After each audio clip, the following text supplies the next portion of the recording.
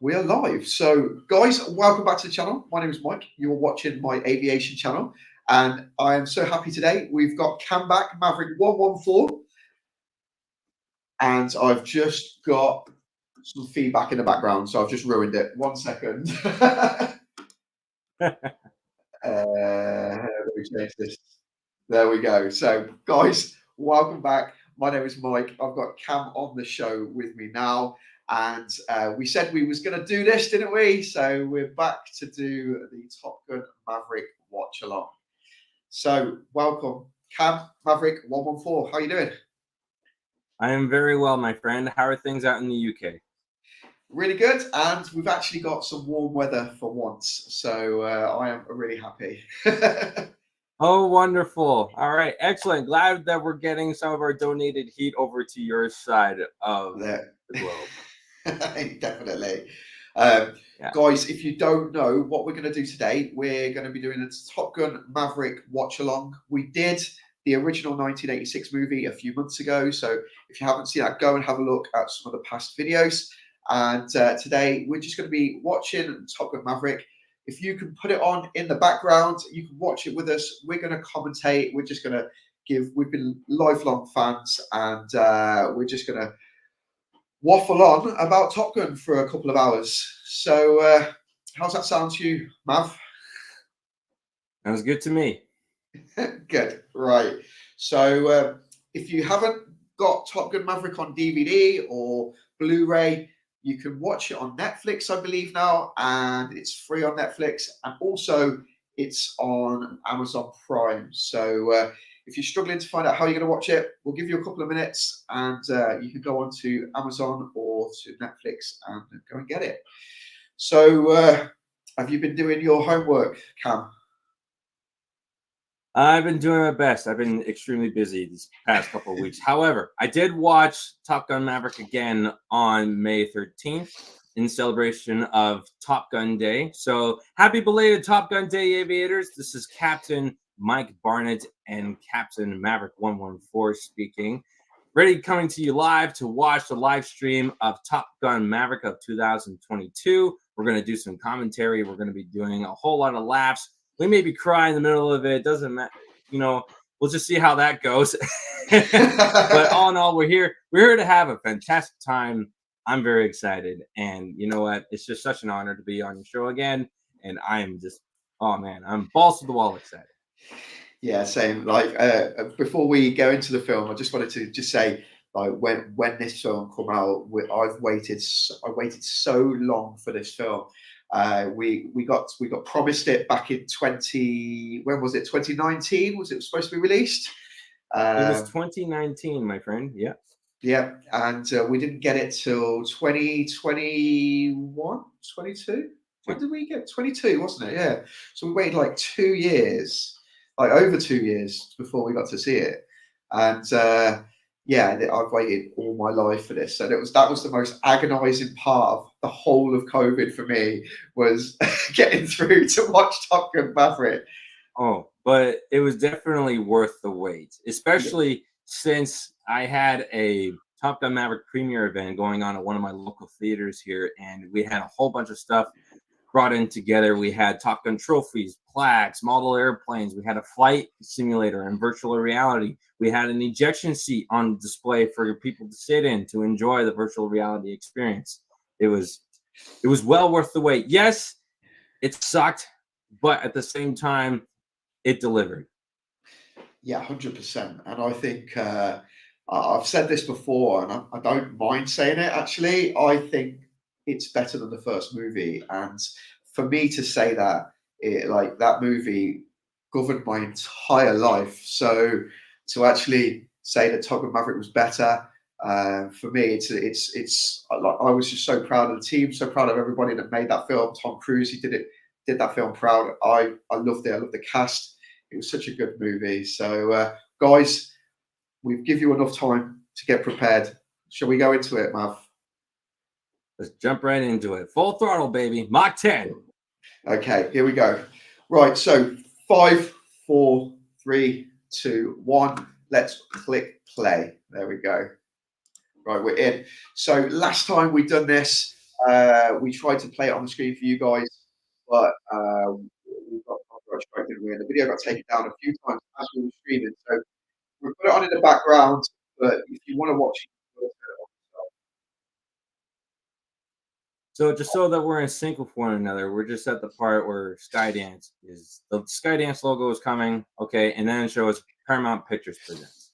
Yes, that's where I am. Okay, I think I'm a millisecond in front of you, but yeah. Okay, that's fine. I've actually watched this film twice this week already. When you first hear the bell toll in the theater, you know shit was going to go down, and it was perfect. Everything was perfect. So this part here, they've changed some things on it. So we'll go through changes as well. So they've put men and women in this one, and also they've changed the word ensure to ensure. So they had it wrong last time. So it made some changes, but good, and exactly what you wanted to see at the beginning. I love the sequence here. This is just beautiful. The planes are fantastic. I will say this though. I'm going to be one of those people that's going to say I wish the sequence was just 1 minute longer. Yeah. I did like this sequence. This when this came on in cinema, this is a part where I could have cried. I was like, wow, this is it. This is what we want to see. Yeah. And yes, those of you that didn't see it, there was an F-35 in there, and yes, through tactics speaking, through the mission, yes, it would have been nice just to have the F-35 do the run, but is that what you wanted to see, or did you want to see Maverick actually do it with the F-18? Here we go. Here it is. Let's go, baby. With the F-35, so I'm going to have to just turn this down slightly on my end because I can't talk. There we go. Yeah, so the F-35, I thought, do you know what? I would have loved to have saw Maverick in the F-35, and hence being like, it tends to be like the better pilots have the better aeroplanes or aircraft. So like the F-35 pilots would have been the best of the best. But I just think they would never have been able to film it. It would logistically and how the filming we got in the F-18s was brilliant. And I don't think they would have been able to achieve that in the F-35. So I think if they could, I reckon they would have used the F-35s. But that's my opinion. Yeah, but you didn't want to see that. There's a huge language to cinema that I realized after watching this movie. There's a big difference between seeing something that's cool, but did you want to see it, and knowing what's going to happen in the movie anyway, but you want to see it. It's a matter of you want to see it. That's the big language of cinema that I learned after watching it. Yeah, definitely. Just going to give a shout out to anyone that's in the room. So, Biking with Craig. Hey, guy. How you doing, mate? Oh, someone's watched it before they went to Matt Loop this week. So, brilliant. Yeah. Okay. Biking with Craig. How you doing, buddy? Yeah. Pleasure to have you here. I was going to say, this is Tom Cruise's actual P-51 Mustang, so that makes this so cool. His entire crib is absolutely amazing. You can tell that he's dedicated his life to that movie for so long, and it shows. Yeah. Like, I'm not sure if there's any pilot in the world, whether it be UK, US, Canadian, that has a house, a settlement like that. That's that cool. Maverick's done some real good financial. He's done well, hasn't he, for himself? I don't know what he's done. Maybe he invested in crypto. That's probably what he did. I love the attention to detail. I love the jacket. I love the watch. I love the way they've just put all the photos on there. His old helmet, the key ring for the bike, like everything is so like the attention to detail in this hangar. This was another part of the film where I was like, it blew me away. And actually, that is my dream. To have what he has there is everything I want to have. That's like my dream. And to see that on screen, it was amazing. I'm in that same boat. When Maverick comes out of the hangar, when you hear the theme playing, and it's very brass, it's very orchestrated, and it sounds very patriotic, that's the part that made me cry. I was like, yes, Maverick is back. He's back, baby. Yeah. Oh, I love this guy as well too. He's like he makes the film for me. What's his name? Hondo. Yes, Hondo yes, is his name. Yep. yeah, Hondo. I love Hondo in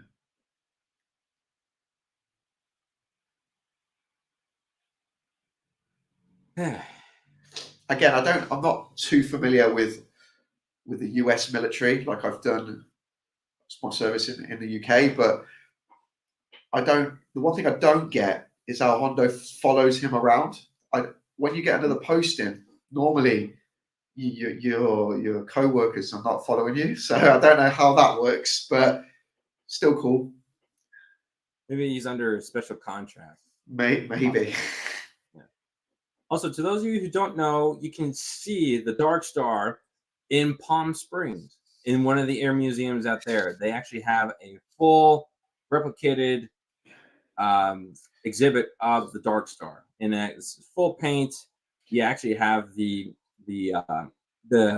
mock effects on the nose of the airplane. You can see it. It's absolutely beautiful. I'm gonna go see that. Is that the real one from the movie? Is that the one from the real movie? prop? I believe so. Yeah. Oh, amazing. Yeah, that would be amazing to see. I actually have a conspiracy on this. We won't go into it in the video, but I did do a video about it. But I believe that Dark Star is just some mad American cover-up. So I divided opinion on that one. Project. It's a cover-up for the real project. I think so. I think they it was a cover-up for their real project. Yeah. It just seems odd that they have branded it Skunkworks all over it. There's just Lockheed branding everywhere, but a massive government contractor like Lockheed doesn't need to be advertised in a movie. So for me, it's just very strange. They made a little product placement right there. Yeah, but why? To get kids excited to be like, hey, they created that. They designed it. They flew in it. I want to be part of that team. He does this here as well. Maverick's taxi with information alpha. So the attention to detail that they've gone to in this film is like they've so much more than the first movie. Using the correct terminology. If I remember correctly, information alpha has something to do with you see this information, something about the weather. Right? Yeah, so information alpha. So they change it. So it could be information delta, bravo, whatever. So it means that he's read the meteorological reports for the day and understands them, so he can repeat back to the tower that he's understood it for the day. So information alpha. It won't always be information alpha, but it shows that he's read the card to confirm that he's read the report. Yeah. See, even Biking with Craig, he has the same idea as I had. It says it's to inspire people to get into that particular industry. Yeah, possibly. I have no doubt. Yeah. Oh, yeah. Here it comes. Here it comes.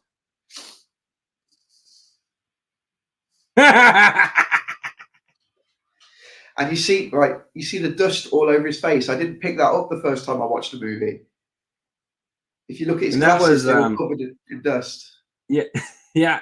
Oh, Hammer took that like a boss, and at the same time, that was actually real. That actually happened by accident by one of the Blue Angel pilots. They actually blew the top of that little cabin thing off.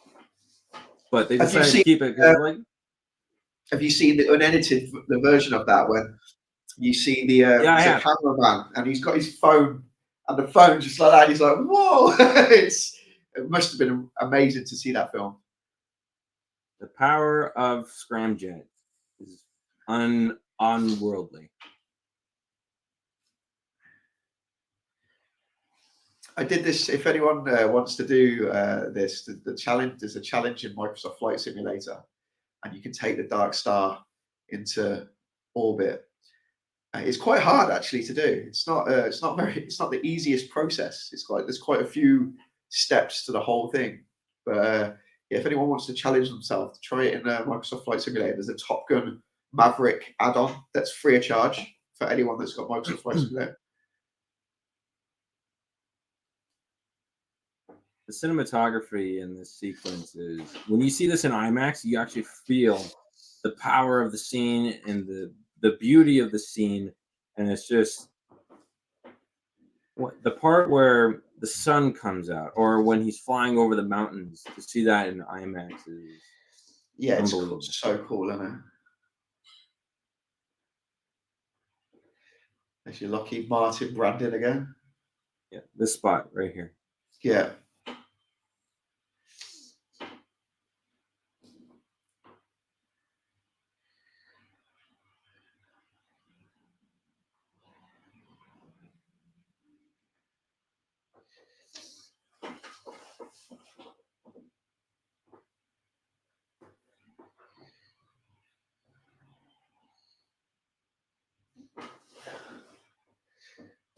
It's good to see Craig in the chat. That he's obviously as big a fan as we are.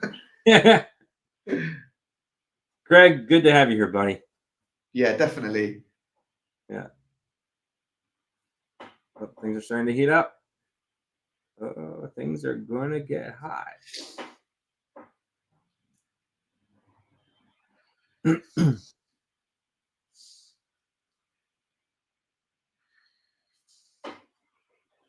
Yeah, that must be so hot at the front of that plane. Well, the SR-71, when that aircraft landed, you could actually fry an egg on the cockpit when it was on the floor. That's how hot it would be.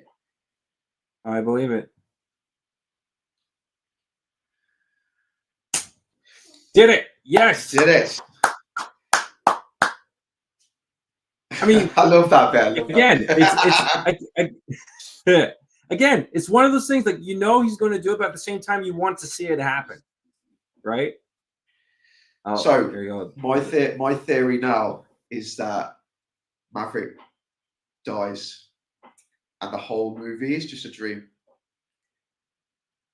Yeah, there was a theory like that, and I can immediately debunk that because the rest of the movie happens. Yeah, it's just one of my theories. Yeah.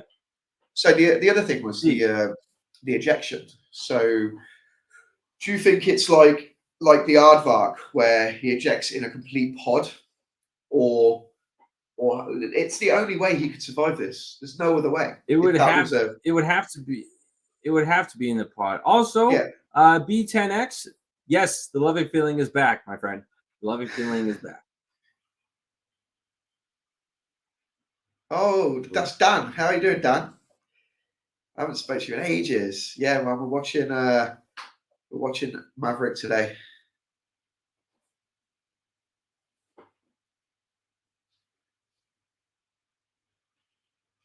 I think he's in Idaho in this scene.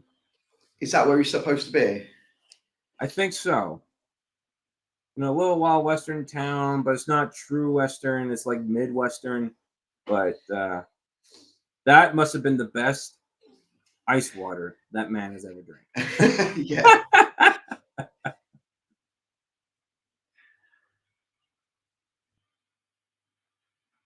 I love this bit. Made everybody laugh in the cinema.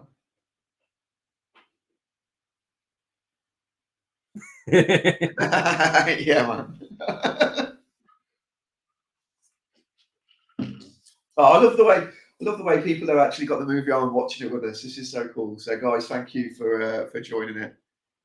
Thanks for joining us in the fun. So that squadron that he's with, VX, was it 19? That's an experimental squadron, isn't it? I'm not sure. I'm not sure. We can check it out though. Sorry. It's not VX-19. It's VX-31, and I know because it has it on our jackets here. It does, yeah. Oh man, I feel like a fool. Well, it's a newer movie, so you can be forgiven, can't you? So yeah. Yeah, it says it's a US test and evaluation squadron. So that would make sense, wouldn't it, to what he's in, to what he's actually doing. Yeah.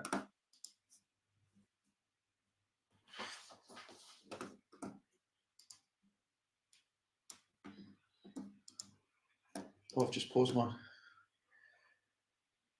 I thought Ed Harris was good in this as well. I liked him. He played a good role. It was short, but at the same time, he does a really good job of it. He does a very good job of it. Yeah. However, no one will ever beat James Tolkien ever when it comes to disciplinary actions. When No, it comes to no. the But do you guy, the not top brass is like, he means business. James Tolkien. He's still do you around. not think though he gives them a little bit of those vibes? Yeah, I think it's just Maverick is always getting yelled at by a bald guy, no matter who. There is James Tolkien's character. There was Michael Ironside, and now there's Ed Harris.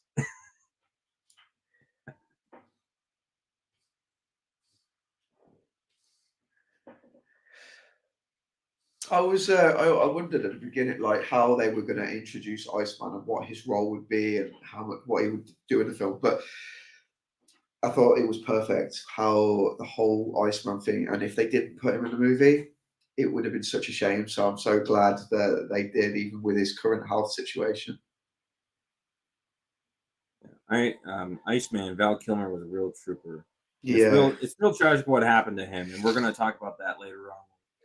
and it was Tom Cruise's idea to have him in the film. He said he didn't want to do it unless Val Kilmer could be in it. Well, yeah, because you have to get Val Kilmer. You have to. And his next part is great.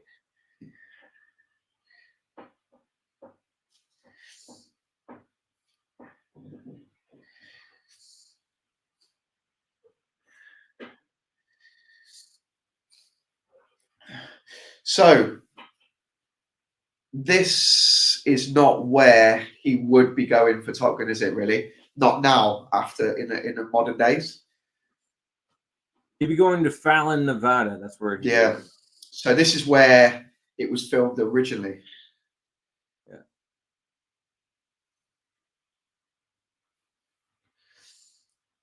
I could smell that room. The smell of a military hallway or a military base or a barrack or whatever, I can smell it. And you know what? I love that smell. It's good. This got me emotional, this bit, actually. Again, knowing the situation of Val Kilmer, but just seeing him like admiral of the fleet or commander of the fleet was just that's how you would imagine ICE to end up, isn't it? Yeah. Very by the book, that guy. And to comment on B10X, you know what? I would believe that actually, because the enemy that he goes up against is Rogue Nation. And of course, there was a Mission Impossible movie called Rogue Nation anyway. So I was like, oh, okay. That makes sense. I can see it. Oh, I didn't know that. That's cool. I've got to say, I'm a Tom Cruise fan, you know that, but I've not watched really any of the Mission Impossibles. So that's bad, isn't it? Well, actually, I did. I had to watch all of them because there was a point where I had to do a movie premiere event for the Dead Reckoning Part 1, and I had to watch all of them just so I can get the character, his backstory, whatever, get the study on, and then, of course, it does help that I, Tom Cruise 3.0 or Tom Cruise from Wish, right? So I got invited out to do that show. That's cool.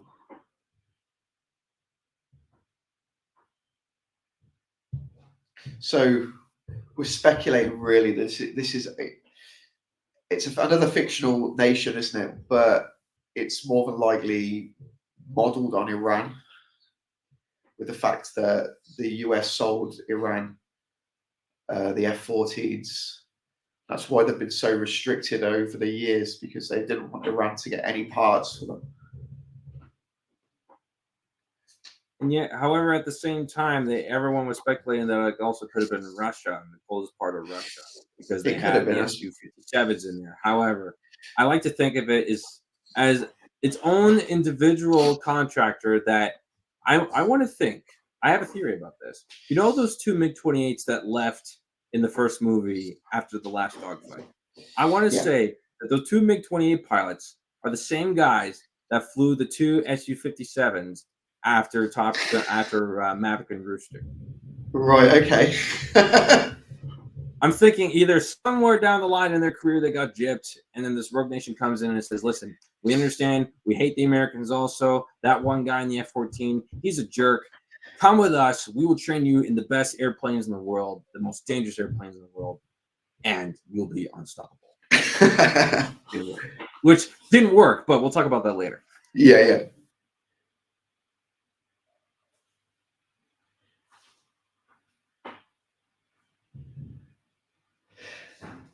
And apparently, they all the cast got to choose their own names, their own call signs, which I think is cool. And I like Rooster. I think again, another character that made this movie perfect. Can I just say one thing? The guy that plays Idaho, he's hardly in this movie. However, he sent a picture of a selfie to send to his parents, and the parents were so proud of him. And yet, when they went to the premiere, I'm pretty sure the guy that played Idaho got so pissed that Tom Cruise blocked his face when they were doing the. We recall Top Gun graduates from their squadrons, right? Because Tom Cruise is standing in front of one of the guys, and it's Idaho. I'm pretty sure he Really? got so bad. Yeah. The poor kid.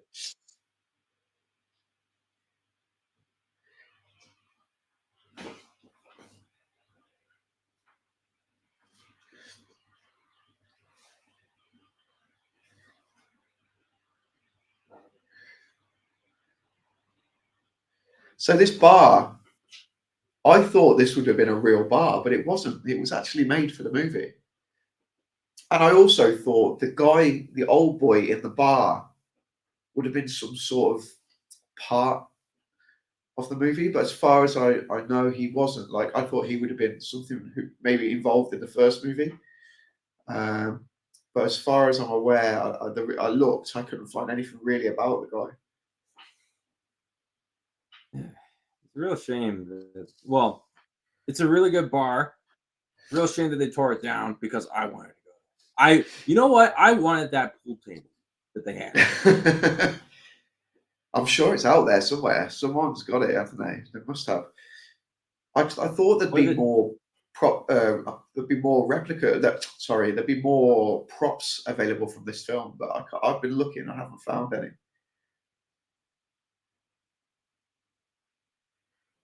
For those of you who need a reminder, this is Penny Benjamin, the one that Goose mentioned in the first movie when he whispered to Maverick about the one Admiral's daughter. This is the Admiral's daughter, ladies and gentlemen, Penny Benjamin. We now know who she is. Another Easter egg in the film with Penny Benjamin is at the beginning scene when he's in his hangar. There's actually a photo, a very small slice of a photo of Penny Benjamin. So it shows that she has been in his life quite a lot, and there's that sneak peek of that at the very beginning of the film.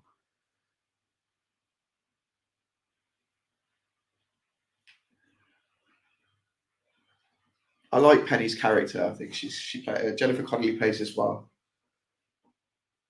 She really brings Maverick down to earth. She really humanizes him quite a bit. That's what I like most about her, is that she doesn't call him by his call sign. He calls him by his name. If you notice in the first movie, that never happens. That only happens like twice, but that's it. But here, this just shows that Penny really does care about him. Despite, she doesn't. She doesn't see him as that pilot. She sees him as Pete, as somebody that she deeply cares for.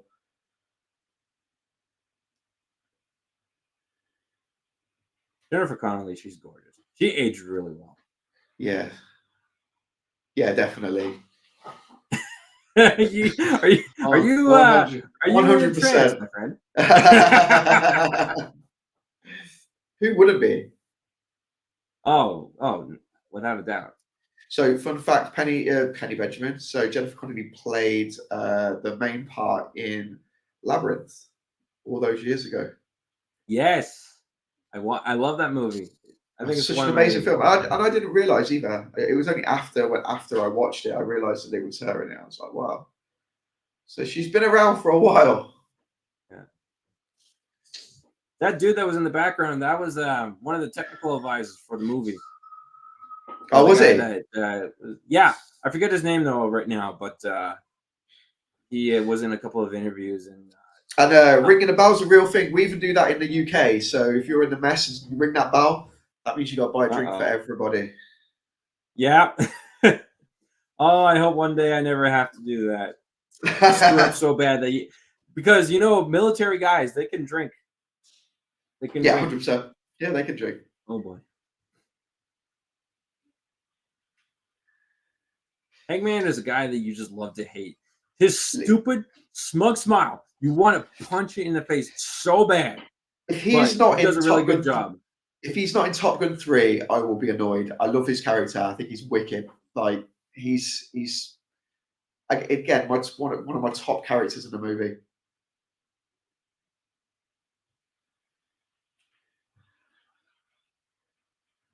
All the ladies love Bob.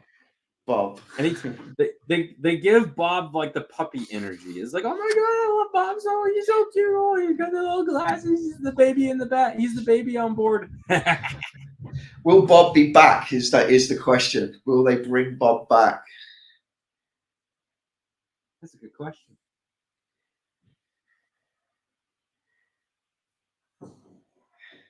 Glad with what they did with Phoenix's character. Normally, in 2000, like from movies from 2022, from then on, they actually played, all the female characters as like badasses or like the boss babes or whatever. I could do it all by myself. Blah blah. I'm actually glad that they actually humbled her a little bit in this one. She's really she's good. a pilot.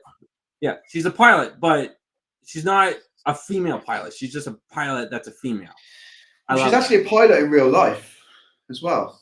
So she passed a PPL after this. I'm not sure while making the movie or after the movie, but she got the flying bug from this. And apparently everybody said how good she was. And she was one of the only ones that wasn't sick when she was taken up in the F-18. So, yeah, she's really good. Yeah. Same as... yeah, go on. I was going to say, same as Hangman, I think Payback. And I want to say Rooster also. They all have the pilot's license. Yeah, I think so. I know definitely Hangman has got the aviation bug. Like he's upset from what I've seen and what people have said. He's obsessed by like Tom Cruise, the whole movie. If anyone is going to take the reins of this, I feel it will be him. And he's also done that played a massive part in the Blue Angels documentary as well that's just been made. So I think we've got him secured in the aviation world or the aviation movie world for a while, which is good. He was also in another movie called Devotion, which is a World War II movie that went into the Korean War. He flies the F-4 Corsair, right? And they go up against, I believe it's the MiG-17s or MiG-19s. But yeah, I haven't seen that movie, but I hear a lot of good things about it. In fact, mate, you've got to watch that film. It's a really good movie. Yeah. Really good movie. True story as well. Mm-hmm.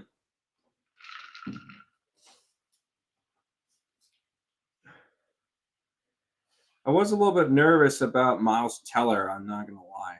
I was not a fan of him until I watched this movie. Oh, okay. He did a really good job. See, I liked War Dogs, and I liked him in War Dogs. I don't know if you've seen that movie, but it's a good film. The only movie I've seen with Miles Teller was the Divergent series. Oh, okay. And I did not like it. It kind of sucked. Yeah, you've got to watch War Dogs as well. Really good film. Really good film.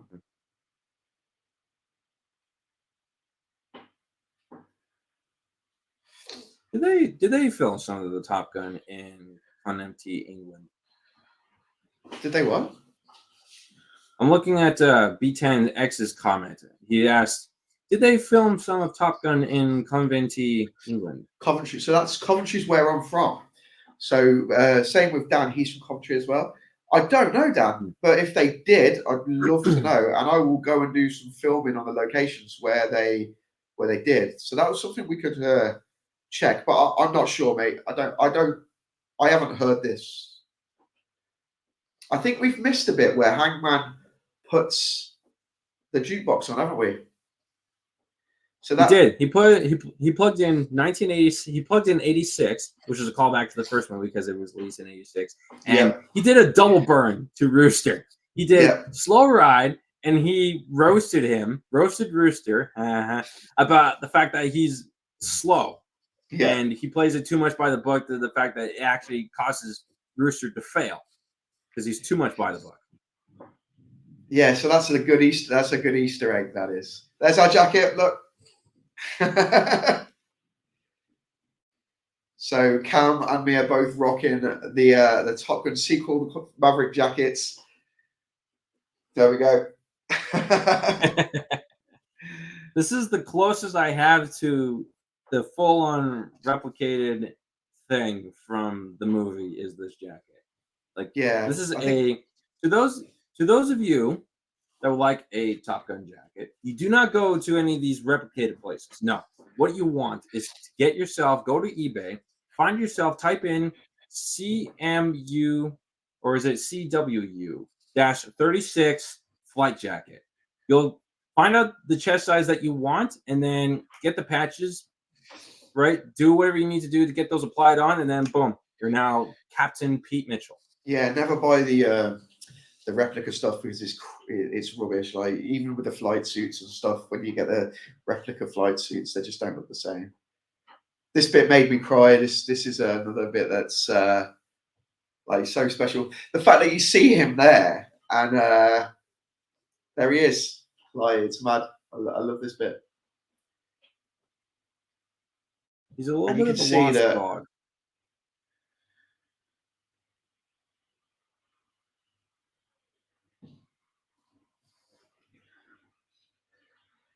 Oh, we have to see this again. Oh.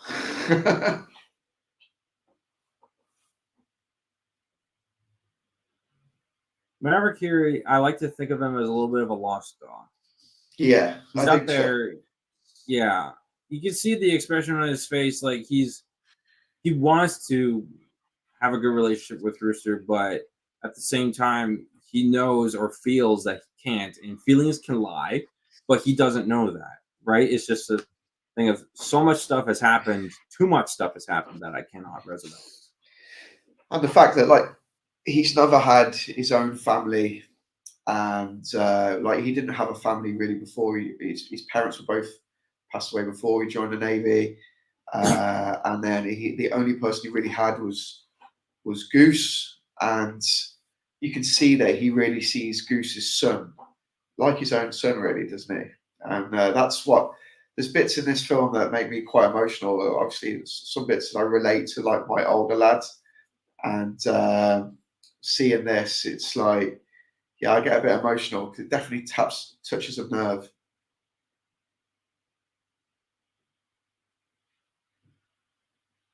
That has got to be the world's biggest American flag ever. Yeah, where did they get? That's got to be. It's probably a ship's flag, isn't it? Could be a ship's flag. Because well, they are in the Navy, so it does make sense. Yeah, like honestly, when you look at the ship's flags, like I've seen some of the British ones, like collecting military and stuff, and they are absolute. When you see them on the ship, they look like tiny, but you think it's the size of the size of those aircraft carriers, and they need to make that flag big. That's probably an actual sized ship flag, I would say. If anyone's watching, let me know if we're wrong. Just let me know, but that's my prediction.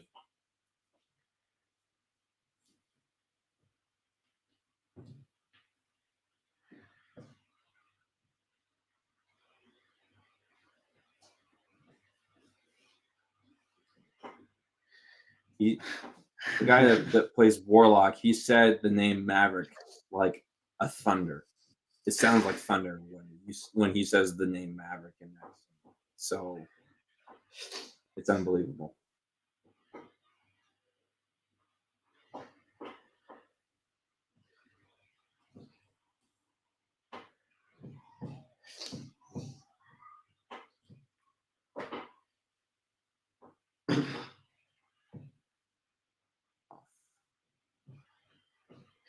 Pretty sure you can download the NATOPS manuals online pretty easily.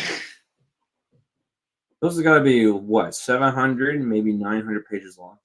More than that. I've just downloaded the Tomcat one because I've been doing DCS, and I've been trying to learn to fly the Tomcat like properly. And oh man, I think it's going to take me over a year to master, like a couple of years probably to master it. But there's like 2,000 pages in the NATOPS manual for the Tomcat. I'm just thinking, like, these pilots, you know, they're under a program that they have to learn the NATOPS and learn what their particular aircraft is inside and out in weeks. Yeah, weeks, my friend. It's stressful. Yeah, 100%. It was.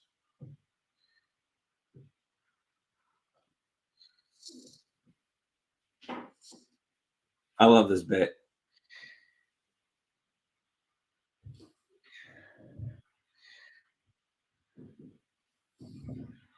For those that are just tuning in, you're now catching up with Mike Barnett with his guest Maverick 114, who is a cosplayer of Maverick up in Canada. And in fact, I'm actually going to pin this onto my profile on my Instagram later on today, that you can see me, that I've replicated this scene at an air show. I was sitting in the cockpit or the fuselage of an F-18, and I was replicating the scene to the best of my ability, of course, but it was great. Yeah, that's. I've seen some of your content's really cool. I watch it all the time. Every time you put stuff on. That's why I'm trying to get you involved in YouTube, so you can do a bit more on YouTube. That apparently has broken so many rules. Apparently, there's this thing. To those of you who don't know, in the aviation world, there's this thing. It's called a bubble, right? And you're not supposed to be within the proximity of said bubble of your plane due to the safety of the pilots and everyone else around. So the stunt that Maverick pulled here, one, it wasn't real. That was CG, unfortunately. Yeah. Number two, he would have gotten his wings taken away just like that if he did that on the first day of training. But so a lot of people, some people still don't know this. I know I'm going to be some people. This is like going to be teaching them to suck eggs, but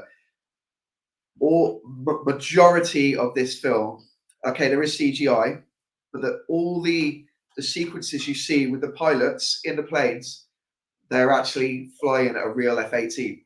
So they're not flying it as such. They're actually in the back seat, but they're actually in the planes, pulling the G's, feeling the experience. The expressions on their face is real. It's not acting. You can see the G-force pushing on their face. All of that is completely real. Yeah. So there's still people I'm encountering now that don't know that this is real. So, yeah. If you look at the behind the scenes, Tom Cruise, he actually set up a good, I think it was a 2-month flight program, very graciously, with training with the United States Navy on learning the basic procedures, on survival instincts. They actually went through the capsule, dunked that in the tank, put them in the water. They had to escape from that. They had to learn swimming exercises, survival exercises. They actually flew in a Cessna first. Then they went to go up in a jet. It was I think it was the Albatross, was it? And then after that, they got to go up in the F-18. Yeah, that's it. And and these actors, they had to do that for 2 months. It was nuts.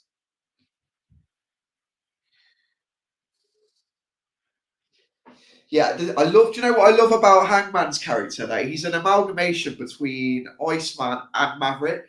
So he's got the mental ability of Iceman, but at the same time, he's got that Maverick streak in him as well, where he's at the stage where Maverick was in the original Top Gun before Maverick realized you need to be a team player. And I think this movie, that the Hangman goes through the same journey as Maverick goes through in the first movie, and some people probably don't realize that. But if you watch it and think about it afterwards, he went through. He got humbled at the end, yeah, I think Hangman's probably one of the closest characters we're going to get to Maverick.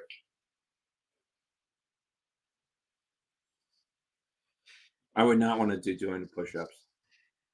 And apparently, Glenn Powell, who plays Hangman, he didn't like the way the character was written. They actually made him a lot more,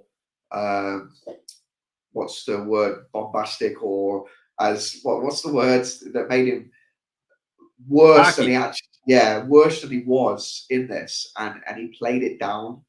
And I'm glad he played it like he did. Yeah. No, he did really well. Again, he's a character that you love to hate. This scene right here, I'm gonna pause for a second. This scene right here, that's awesome.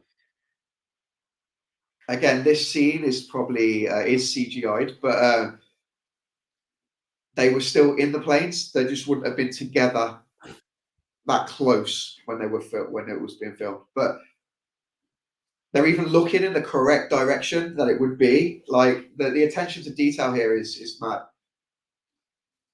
Yeah. One thing that this movie has over the first one is its continuity. Tom, he actually had to delay the release it for another year. This was before COVID because they wanted to get all the flight sequences correct. They wanted to make sure they had it was as counterintuitive as possible. That way, there's no questions on why does this F-18 have fuel pods in this scene and then the next scene it does not. A lot of people have commented as well that he's not really strapped into that plane because you can see the straps are slipping. But actually, that's correct. Like they're not. Them straps don't physically hold you in the cockpit, and they're on a smaller framed person. They can hang quite loose. So some people have commented on that where you can see they're slipping off his shoulders. Mm-hmm. That's just physics at work.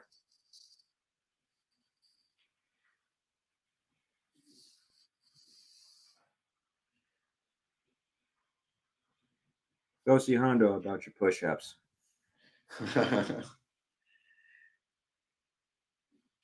I guess Hondo could have been called there by Maverick because if Iceman has pulled the strings, then he could have said, "Look, I want Hondo." So that's probably why he's there. Yeah. Again, he's been told that he wants to create a team, hasn't he? So if he's creating a team, you're going to take your best players with you. So I'm guessing that's why Hondo's probably there. Mm-hmm.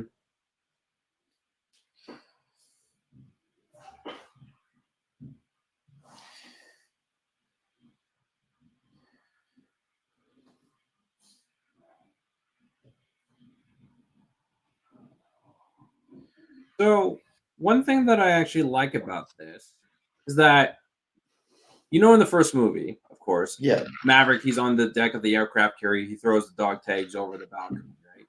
He has forgiven himself for the death of Goose, even though he claims it's not his fault. He forgiven himself anyway because that was his ticket out. However, I like to think that all the feelings came back as soon as he saw the name Bradley Bradshaw on the submit form or the yeah, application form for the Naval Academy. It's like, no, I'm going to put that in the bin.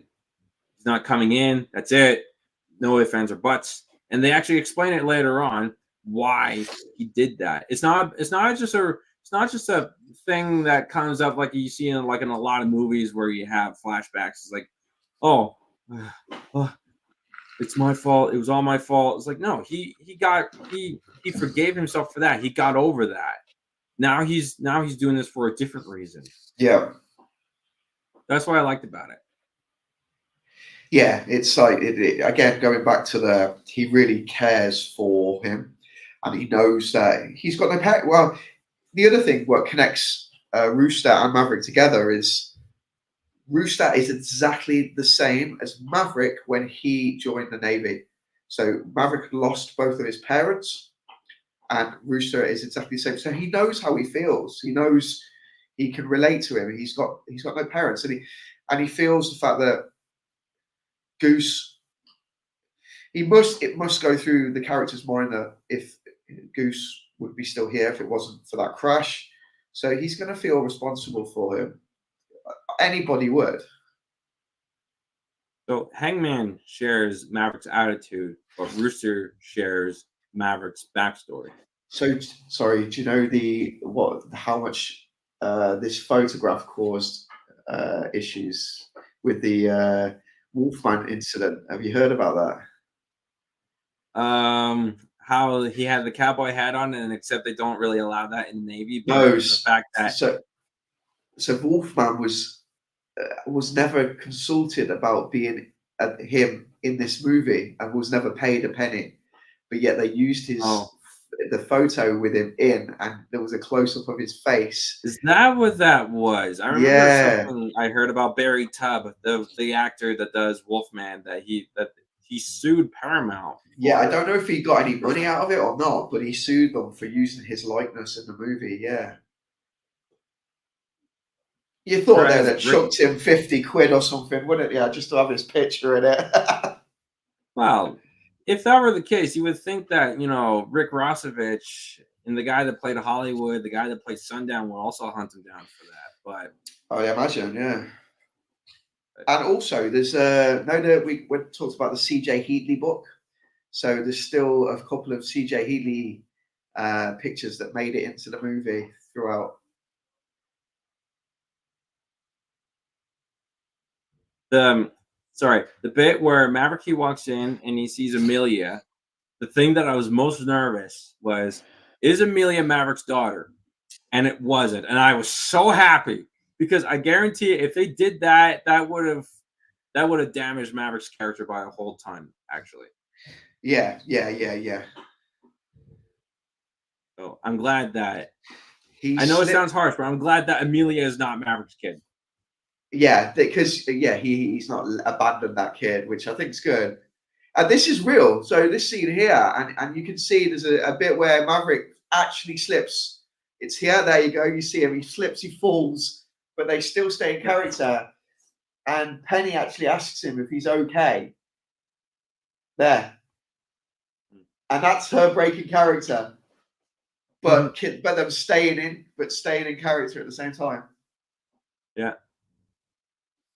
Yeah, those guys are professional. Yeah, that sail must be an absolute bugger to fold together. Yeah, you wouldn't want to fold that up, would you? No. I wonder if they learned to sail, or if she could sail. She pulls it off very well, though. She looks very confident. She's great. They're so great together. I'm actually happy that they ended up together rather than Charlie. There's talk that she'll be in the next movie, isn't there? They reckon that they'll have her in the next movie. We'll see. I don't think Charlie's the same person she was back when she filmed Kelly McGillis. I don't think she's the same person as she was back when she filmed the original Top Gun, is she? I think she went through a lot in her life, and she addiction and things got to her, and I don't think she would have been right for this movie the way she is now. They made a right call. Yes, it's unfortunate, but it was necessary. So, to be honest, I think the love interest in this with him and Penny's, there's so much more chemistry than there was with Charlie and Maverick as well. And I think I said this in the last time we watched the movie, that I was a massive fan of Charlie in the early days, but as I've got older and I've watched the film more and more as I've got older and experienced relationships myself and life and whatnot, I think there's a lot of chemistry. It lacks chemistry, the original relationship, but this one is far more complex, and I like it. I like it. It comes across real on camera. So this sequence, okay, this whole bit about the briefing, the mission, and everything else, what they're going to do, everyone was surprised, like, oh, it's just a Star Wars. It's Star Wars on Earth. It's like, well, that's exactly what it is. That's how the first movie was pitched. It's Star Wars on Earth. And in fact, if you really dive into it, Star Wars is World War II in space. So it all comes in full circle. It's like poetry, so that they rhyme. So everyone was saying, it's like, oh, this is just Star Wars, just with airplanes. It's like, exactly. That's exactly what it is. In Star Wars, it's just ships in World War II in space. So you're not fooling anyone. And honestly, it's fantastic either way, however you look at it. Yeah, it must. When I watched it in the cinema, I didn't even put together, because like I said, when Bruckheimer and when they pitched that movie, they pitched it as Star Wars on Earth. That was well documented. But at the time, I didn't put that together. And then watching it, and I was like, oh my god, this is just Star Wars. But then when you think about it, like you say, when you how you've just put it there, and it goes full circle. And when they made Star Wars, they wanted World War II in space, and yeah, it's like just goes full circle. It's brilliant. It's a really brilliant idea. And to be fair, they're both beautifully made. Star Wars is beautifully made. Top Gun was beautifully made, and this one is fantastically made. So perfect.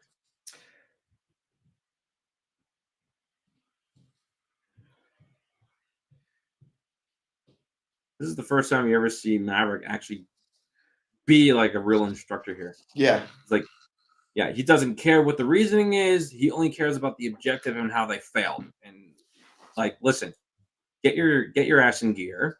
Okay. You were briefed on this. I told you this. And because you failed, that's on you. Start again. Do it again.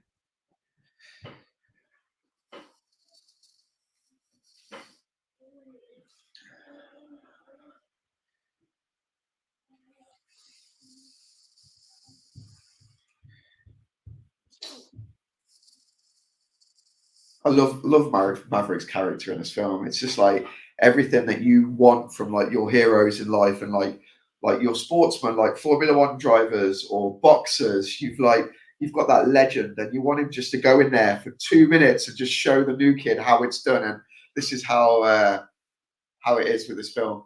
It's amazing. Mm-hmm.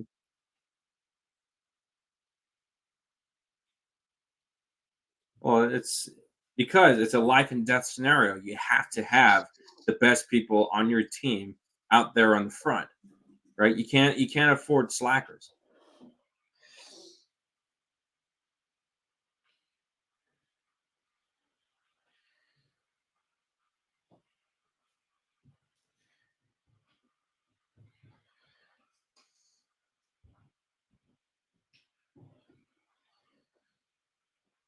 See, Hangman, he knows he's the best, and he knows exactly what to do. And in fact, he was the one that passed throughout this entire course.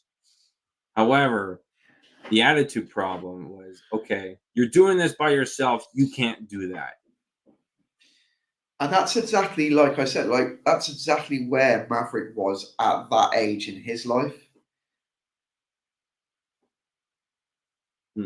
And Rooster, he's not taking this seriously enough. He thinks, okay, I'm here. I'm here. You see me that I'm here. I'm a pilot now. Let me do my job. However, at the same time, Rooster, it's the chip on his shoulder thing. Like, he proved to Maverick that he is a pilot. Okay, great. But are you a fighter pilot? There's a real difference between being a pilot and being an aviator. There's a huge difference. I'm sure you understand. I've seen a fan theory as well as is Hangman one of Maverick's love childs? Maverick doesn't have kids. He can't have kids. He doesn't have kids. Leave him alone. I don't. Maverick had a kid. Like, it would be Hangman. No, yeah. Well, if Maverick had a kid, that would be extremely damaging to Maverick's character, in my opinion. That's not what Maverick's all about. If Maverick was a deadbeat dad because he was in the Navy for too long, I think that would definitely ruin his character, in my opinion. There's even been people saying, I think there's a fan theory of him being related to Ice somehow as well. I don't know. I haven't looked at the thing about it, but there was some people saying that. I don't know how they connected it or how they joined the dots, but why just have everyone? Why does everyone have to be related to somebody? I don't know. Why can't they just be their own character? They're trying to. They did the Star Wars thing, right? I'm going to bring Star Wars up again. They did what with Rey being related to Obi-Wan or Skywalker or whoever. She has to be related to somebody. That's what those theories are trying to do here. Yeah, Now, I'm going to say to you is no one's related to no one. No one's related to anything. No one's someone else's kid. These are these guys' people. They're their own characters. Leave it alone.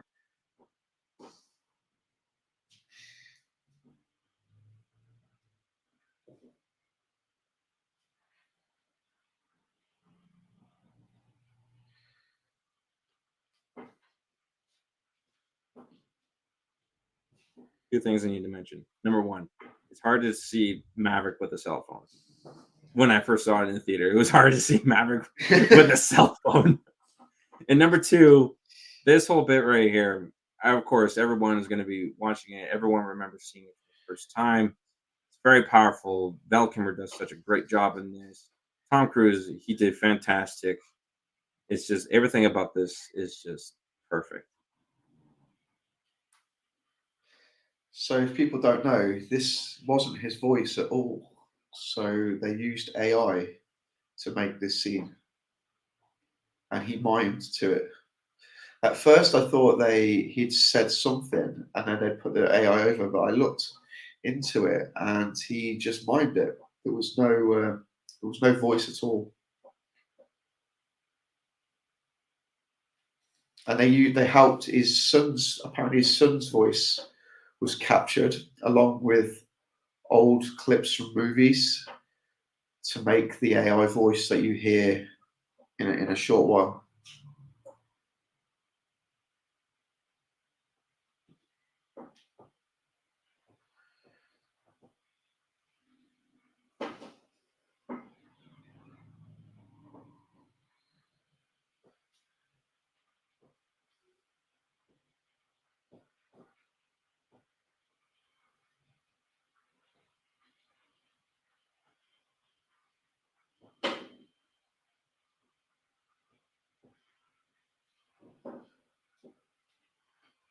The silence from both of us.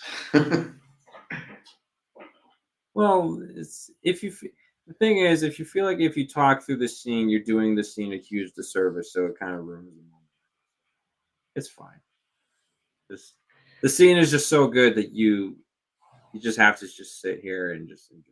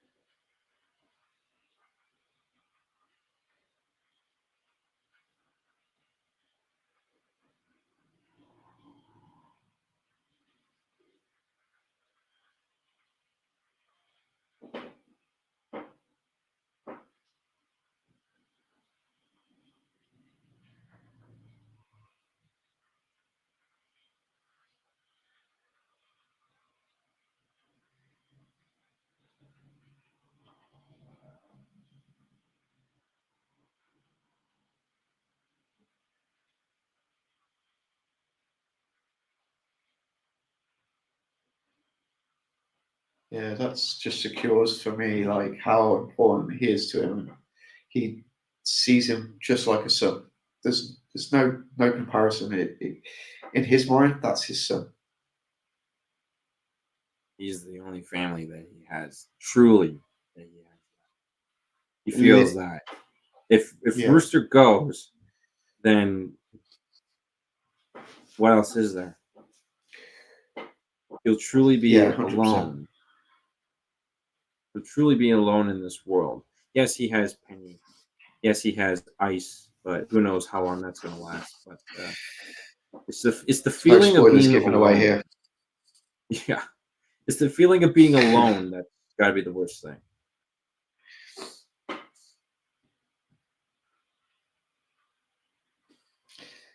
You can tell that was genuine as well. Them two together, that was Just genuine that was, wasn't it?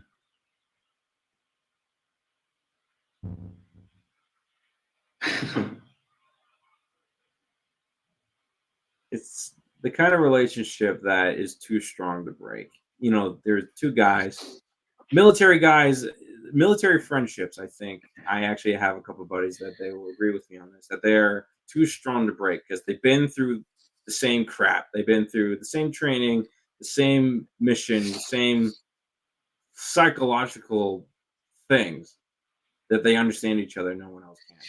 Yeah, it's definitely a different bond to what you get with anybody else. Okay, Mike, no more crying. No more crying. We're here to play some dogfight football. Let's go. This the soundtrack to this film again. When I first watched it, I was like, don't think it's as good as the original. And then as I dissected it, realized that the soundtrack to this movie is amazing, and some of the music you don't even hear because it fits so well to the scene and what's going on. You miss that there's actually something playing, which to me makes it even better. And when you listen to the soundtrack to this album, to this film, it's brilliant. And this is one of my favorite feel good songs. If they recreated the volleyball scene, but better, and yeah, this is and it was longer, I think, wasn't it, the scene? So it was good. And they had to reshoot this. So they all got in shape for it. They didn't eat like burgers or anything, and they pretty much were in the gym quite a bit for this shoot apparently. And then Tom wasn't happy with it, and they'd gone off and they'd eaten like loads of pizzas, beer, and everything. Oh. And Tom was like, "We're reshooting this scene again," and they had to reshoot the whole scene again. So yeah, they literally they treated their bodies like bodybuilders. They hadn't drunk any water. They ate really good before it, and yeah, they had to reshoot the scene. Oh yeah, and I'm pretty sure everyone, while having their pizzas or beers in their hands, as soon as they heard the news that Tom Cruise, he walks in and goes, "We got to do the scene again. We're shooting everything again." He goes, "Ah." And I think as well, Tom, the way he is.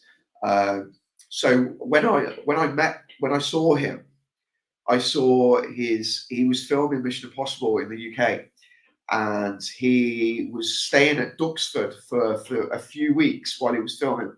Duxford, if anyone doesn't know, it's an airfield in the UK. Really, really beautiful, historic airfield. And Tom loves it there. He goes there. He's there all the time, and he shot Mission Impossible there. And that man brings his own gym. He has a whole trailer, like a big trailer, and that is just his own dedicated gym. And he works out every single day religiously. So I imagine for Tom, it was just like, yeah, I'm already jacked, you know what I mean? And then everyone else is like, oh man, we're going to go to the gym again. Yeah, Tom Cruise is built different. He's definitely. Yeah. Oh, so this is the only time you ever see Tom, like Maverick's character, ever wear a black shirt. Oh, I never realized. If you notice, he always wears a white shirt or a black dress shirt underneath the white shirt. But this is the only time you ever see him wear a black shirt. And I like it. Yeah. I'm a black shirt man, I am. So we go Mike Barnett Aviation, guys. If you want it, check it. There's a link down below. So. Do you know this scene? Yeah. Go on. Go ahead. I was going to say, I was praying that they didn't put a scene in like the original Top Gun. I was like, please don't put it in. It will ruin the movie for me. And again, perfection. I think they nailed it with this. Like I'm just talking, and you get to see he's really in love with this person, and she's very special to him. Not like the scene that was in the original. Now, see, on one hand, you're right. On the other hand, I'm going to disagree with you because the little rock star side of me wants, kind of wanted to see, Maverick and Penny and the thing and everything else. But at the same time, if you do it, it wouldn't be romantic, right? It's not just like it's not a fling thing. it's a romance thing. It's like the fact that Maverick does care about Penny at this level. It's just amazing that you Yeah, didn't need to see that.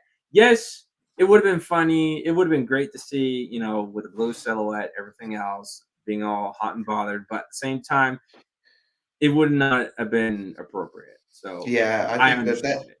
I think, and I think the way their characters have developed, is they're past that Yeah. stage. They're past that honeymoon stage sort of thing. They've had a long. They've obviously had a relationship over a long, long, long period of time, and yeah, I think this shows it. Obviously, an on and off relationship, but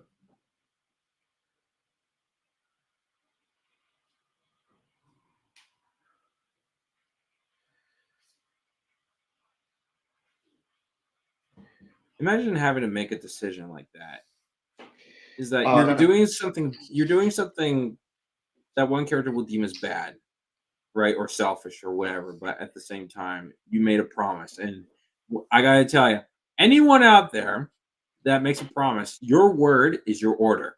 You follow it however you no, you follow it no matter what. Okay, my word is my order. I'm sure, Mike, you take your promises to the grave if you have to, right? 'Cause you're a man of 100%. honor. Yeah, but it's just it's real tricky, especially with something like that. It's just like, look, your mom, but you can't say that. You can't say because of your mom. No, you have to take responsibility for it.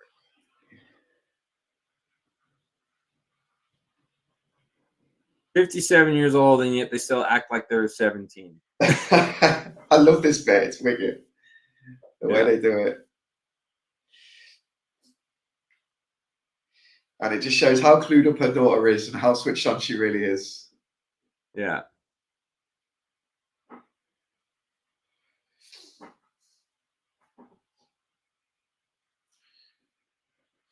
You can't believe the age of this guy as well, can you? He looks so good for his age. He is actually starting to show signs of aging now.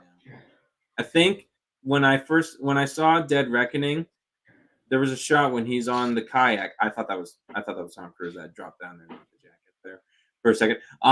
When you see Tom Cruise, he's looking on the boat, right? He's looking towards the side. You can actually see him starting to age, and I got to tell you, it's kind of heartbreaking. But at the same time, he looks so great. Still looks Yeah, great. he Still, does he look can good for his still age. do. Yeah, he can still do everything that he wants to do, and without having to break a hip or anything. And even And if I he did, he's gonna do it anyway. and I think, do you know what, the shape and how he looked in this movie. I'm so glad they made it when they did, because again, he's just right for it at this when he filmed this, when it was filmed in what, 2017, 2018. Mhm. So I think he was at his peak. Well, not at his peak, but he was at his best at this, and I just think, Yeah. yeah, it's horrible to see him aging as the years have gone on, but I guess that's life, isn't it? Well, oh, yeah. What are you gonna do?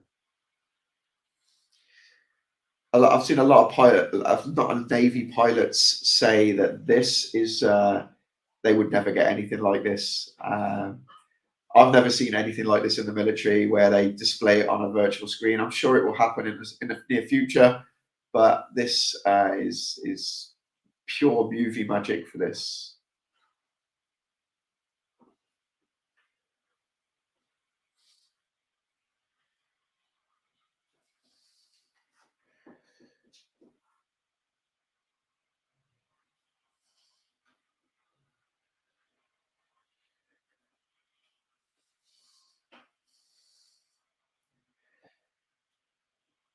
They wouldn't normally have clear visors, I don't believe either. Like you can definitely get clear visors, but they done it just so you can see their faces, I think.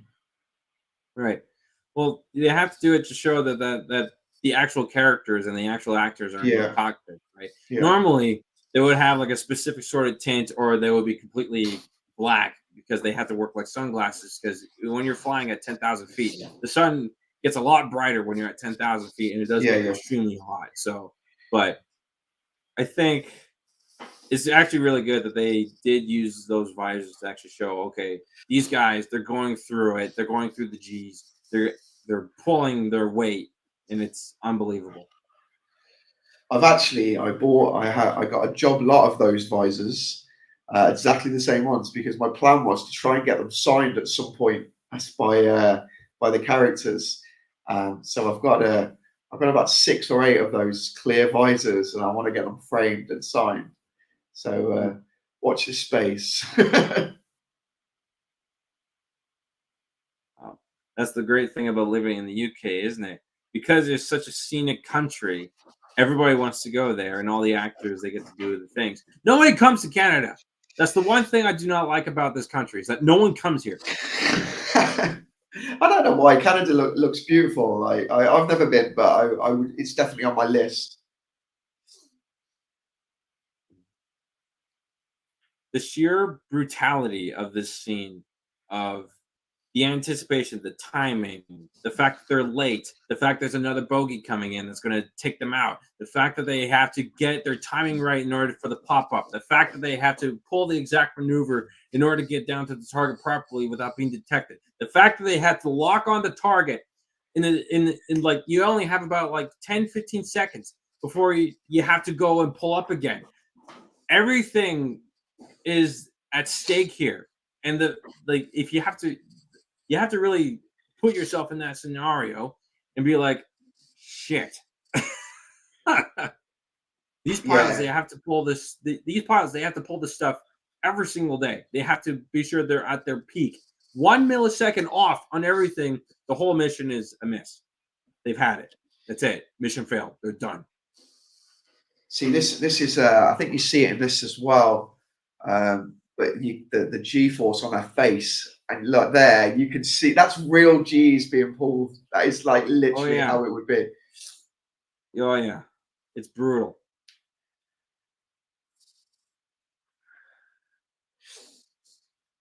Yeah. So this actually does happen to some pilots.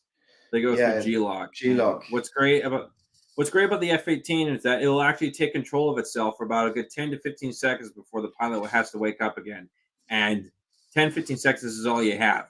You have to wake up after that, and it's extremely difficult. These pilots.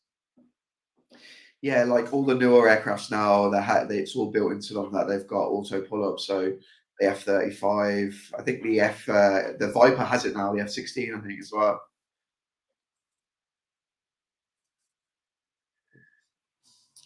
So I don't think that would happen in real life now, but still cool for the movie. Mm-hmm. This whole sequence just shows the brutality of being a fighter pilot. Bird strikes are very real as well, and recently in the UK, so we'll say recently within the last couple of years, we had. Did you ever see the Red Arrows pilot that got a bird strike? No, so we had a Red Arrows pilot. He had a bird strike, and hold on, I'll tell you what, I can find this to show people. Bird strikes, if you're a pilot, is basically a death sentence, right? Because everything can go from 0 to everything going wrong in seconds. It's like roadkill. It's the pilot's version of roadkill, except up here it's a death sentence if you're not properly trained and you know the proper procedures. It's just so.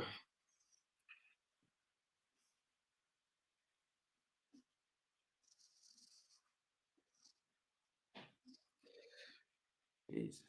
So if anybody can see this on my camera, but look at the hole in the top of the cockpit. So there, look at that. Yeah. So that hit his head. And that's the sort of damage that a bird strike can do in a real life. In that cockpit, so we have not like the American cockpits, but we have a detonation cord that when the pilot wants to eject, the detonation cord blows the canopy glass, and then the ejection seat goes through that. So like a millisecond sequence that happens, the glass blows, the seat goes through. So the detonation cord, when the bird hit, it fell off the windscreen and went around the pilot's neck as well. So he couldn't even eject if he wanted to, because he would have blew his head off. So he landed it. He landed it.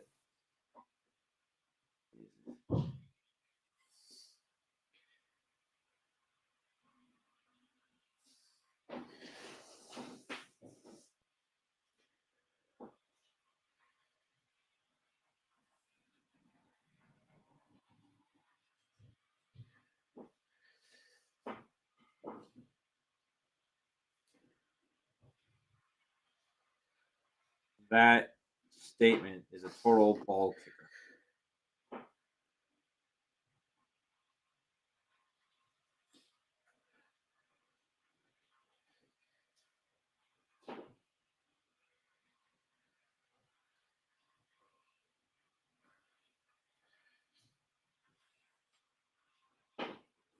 Such a sad scene.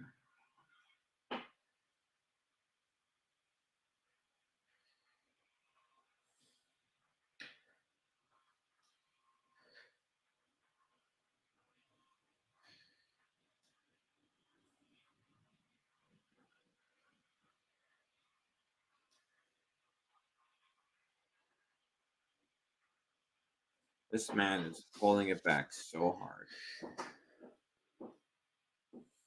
You can see there the care that the acting is amazing. Like, they're really good actors. I'm so glad they used the people they did. Like, you can see there that she, as the character, she just cares for him. She's upset for him as well, isn't she? Mm-hmm. Well, she's Navy too, so she understands. Yeah.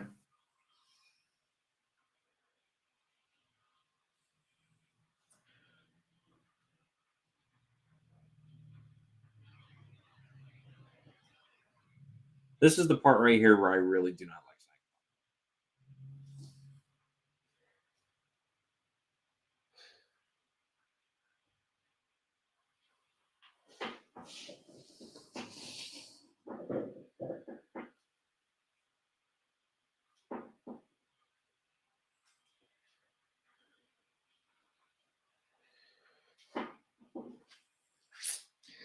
Yeah, I didn't like this. I like the way he makes his entrance though, so makes up for it. Mm-hmm.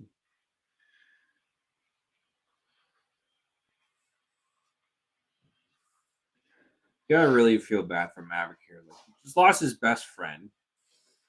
He's a failure as a teacher because he doesn't know how to teach. Like, this is a man that for the longest time has done everything by himself. And the Navy is everything that he's ever known. And the fact you're taking the one thing away from him. The Navy's his, Like, like his only family is the Navy, isn't it? That's all he knows. And his heart and his person and his soul belongs in the sky. You take that away from him. And you can tell the people that were close to Maverick, especially at the beginning of the story, when you see him in a test program, and everybody in that room knew what Maverick was like as a person, and they all were on his team. They all liked him. They all respected him, and that was good to see.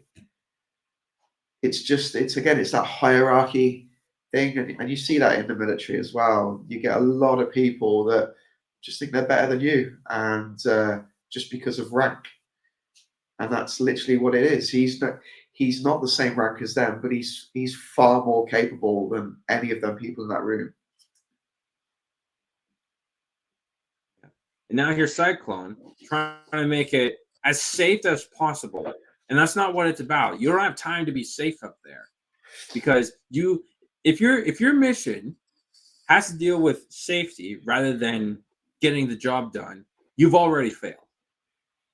And this is when Maverick, he comes in and shows Cyclone a giant F you, a giant middle finger to Cyclone. Is like, listen, this is what we're doing.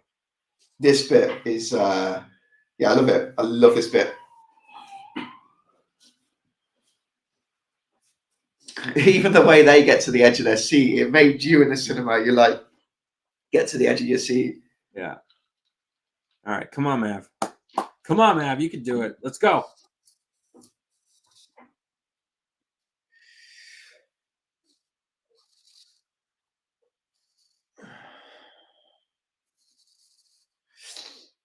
Brutal. Again, you can do this challenge on Microsoft Flight Simulator. It's quite fun. Oh, yeah.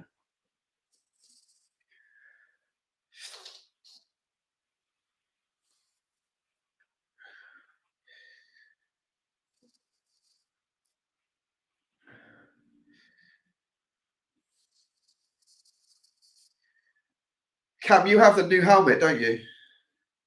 Yes, sir, I do. Did you? What did you do to get that? Did you get one of the Asian ones, or did you actually get the real one and paint it yourself? I got one of the Indonesian ones. I got it Yeah. replicated. Yeah. So no, it's good fun. Did it That's come with one a thing I had. visor as well? It did, yeah. Yeah. It came with a visor, yeah, and it would normally come with 2 stopper blocks up on the top. That way you don't have the Yeah. visor swinging back. But when I went to go search the movie, Maverick doesn't have that. So I asked the No. guy to take those off, and he said, "Yeah, absolutely." Yeah, because the real helmets have the stopper blocks on, don't they? Yeah, but Maverick doesn't have it. So I try to make it Yeah. as to the movie Goes as possible. Yeah. He's 30 feet off the ground there.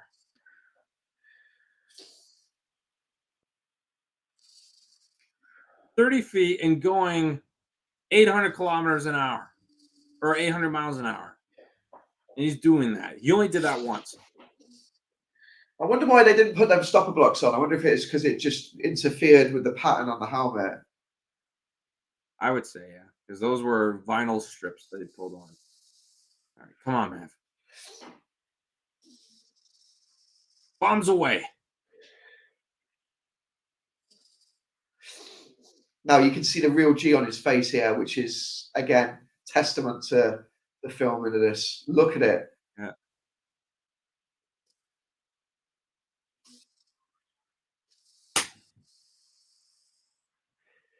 I clapped so hard at that. And the time that he does it in as well. That's real. You see that bit there where he's out of breath. That's the real footage after he ripped his mask off when they filmed that. Unbelievable. Not only did he beat the 2-minute and 30-second run, he beat his own 2-minute and 15-second run by 0.16 seconds. That's amazing. Maverick is top G here. Come on. Definitely. He is top G.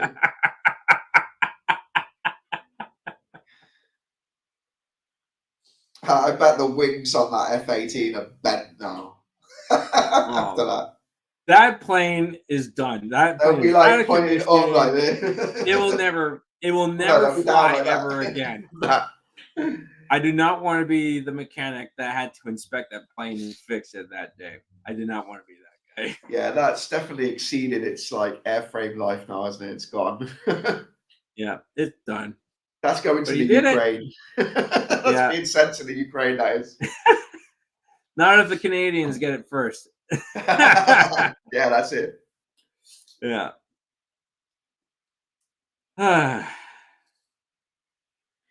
This scene is just so lovely. It's beautiful. Yeah. So, yeah, quite a magical scene, isn't it? Really.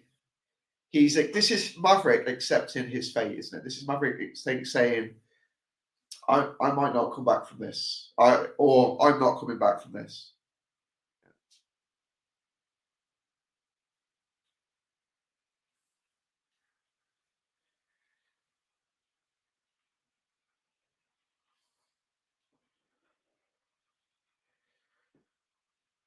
Beautiful scene.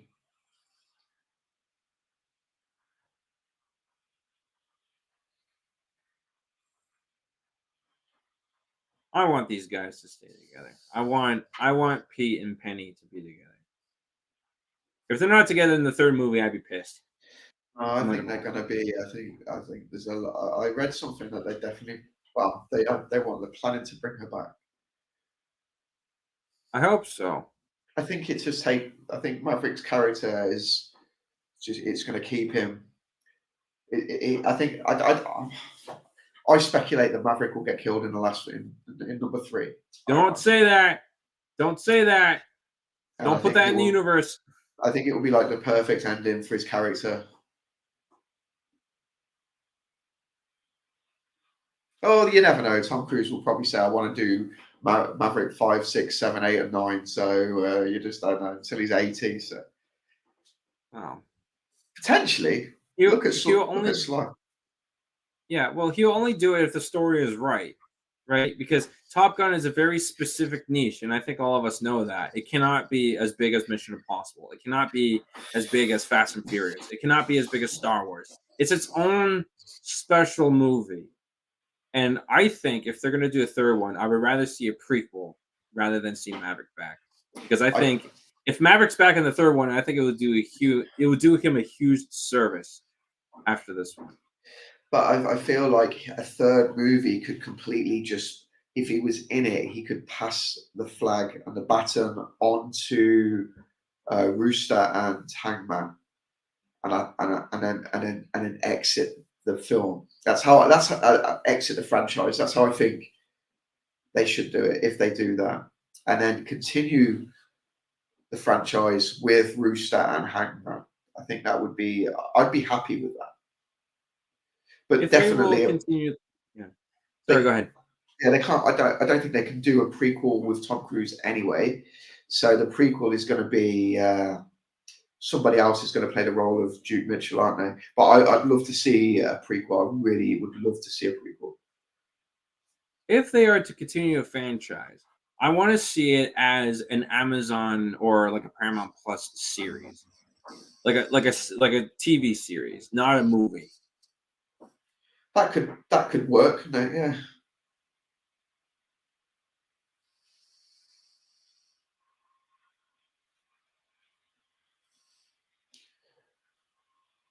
But I just hope they don't scrimp on the realism and the effort that's gone into this movie. If they do something that's less than this movie, it will just ruin the whole thing for me. Like they've got to have the attention to detail. They've got to have the real flying. They've got to have the Navy's permission and working with them. So there's a lot of things to consider, isn't there? Yeah. This movie has set a standard on what a sequel should be, what a legacy sequel should be. Yeah. When I first saw this, I mean, I knew it was going to be good, but I didn't anticipate how good it was going to be. And I'm glad they did not pull a Star Wars sequel of just throwing random things in there and be like, hey, remember that? Remember that? Remember that? Right? They actually put in effort. Right? Well, some of the original They made their money back. rights for this script, some of the original scripts were absolute garbage, and I think having Tom Cruise said he wanted to commit to it, and he wanted to commit to it properly if he was going to do it, and I think having him commit the way he did and not half-ass it and go full on with it is what's made this film work. Mhm. Because they wanted to do it against drones and all sorts of stuff, and it would have just been. You can't have drones in this. It would have been they'd done that. It'd have been like the film Stealth, wouldn't it? It would have just been too Hollywood, too unrealistic. Yeah. Everything about the sequel is perfect.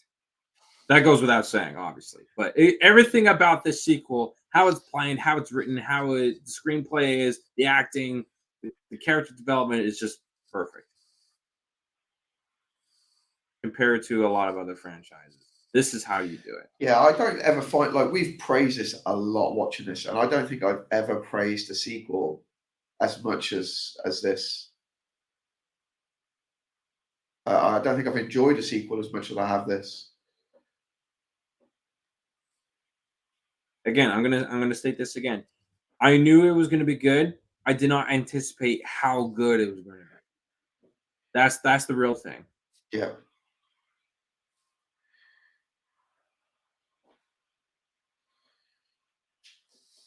Hondo was great in this. Yeah, Hondo's wicked. Made a good character. He did good part of the film. Every yeah, and everyone has a Hondo in their life.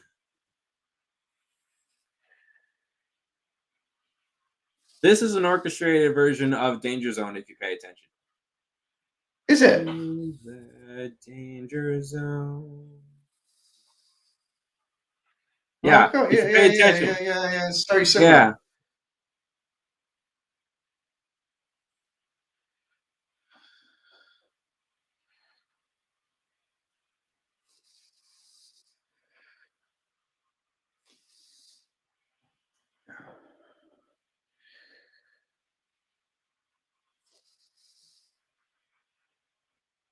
Let's go. Yeah, the F-18 is a beautiful aircraft as well, isn't it? It's got something about it. It's always fascinated me. The Super Hornet.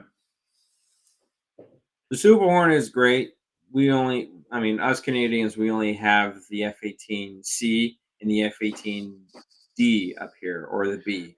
Anyway, we only have the basic F-18s up here. In fact, we even bought some of them from Australia since they retired theirs. So now we have their old kit. But we're flying planes that are over 40, 50 years old, and yet we can still fly better than the Americans can. Just saying. Ask any pilot that participated in Operation Red Flag, when you have everyone from NATO coming in and they're doing dogfight scenarios. If you ask any pilot, the Canadians are always the best.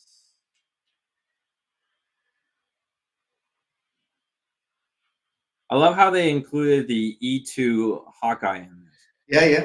Yeah, it's good. We didn't see any of that in the. Actually, no, we didn't. So we didn't see any Hawkeyes in the original movie, did we? No, there was no AWACS back then.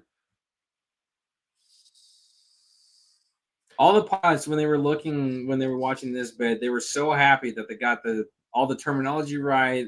They got the vocabulary right. They got the lingo correct from the Hawkeye radar lady there. Yeah, the actual the language they use in this movie is a lot more accurate than the first one as well. Like bogeys and bandits, they had it all wrong in the last film. I don't know why, but they had enough technical advisors to help them. But I don't know why they confused bandits and bogeys in the first movie.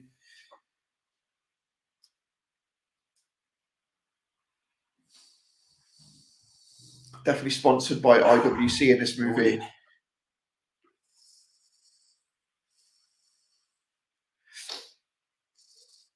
A lot of people say those were actual CG jets. I mean, yes, they were, but at the same time, you don't care. They're just so fucking cool.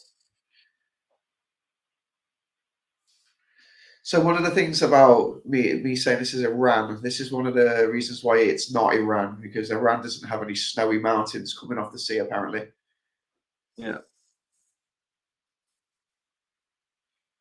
Those SAMs are scary.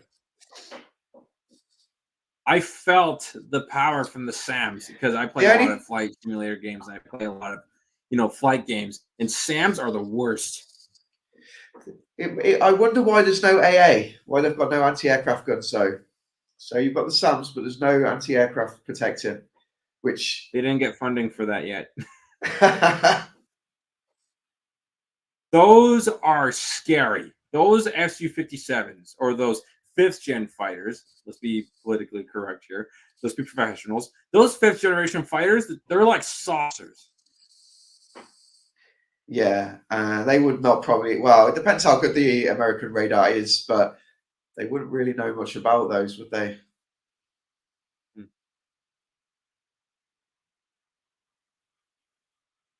And also the aerodynamics of the 5th gen fighters in this show, they are legit. Like they have thrust vectoring engines, and they can actually pull off those crazy maneuvers like that, like you'll see in the movie here later on.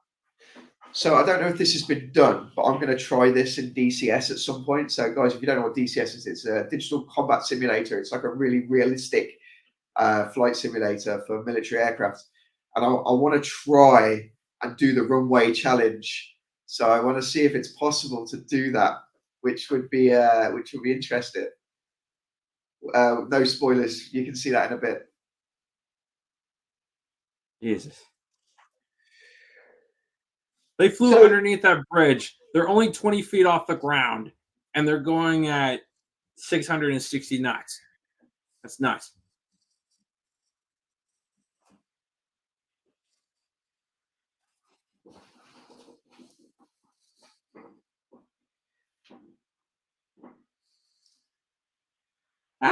He said it. He said it. He said it. That's the average Top Gun nerd. He said, talk to me, Daddy.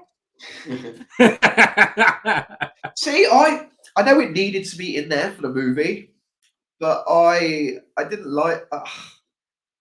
But the side of me that the realism was just like, how does he know that? Why would he say that? Why would he say that?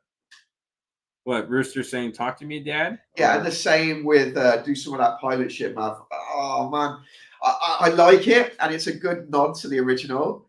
But at the same time, I'm like, he just wouldn't know that. He wouldn't know that. Yeah, don't forget, Baby Rooster was only like 2-3 years old when the first one was made. He was, yeah, he was. I think he was. The age doesn't. The gaps don't tie up as well with the age of him in this to the film. But let's forget that. I think he was like 5 in the first one. Yeah, but yeah, we just ignore that. They're probably about 10 or 15 years out on the age, but hey ho.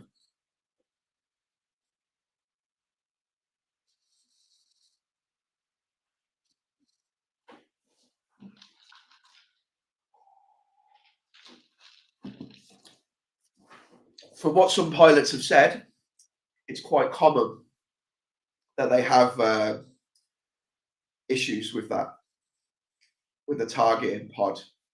It can, they have to reboot it apparently. And obviously, rebooting it would take some time. It's not this part where they have the issue, is it? It's the next one.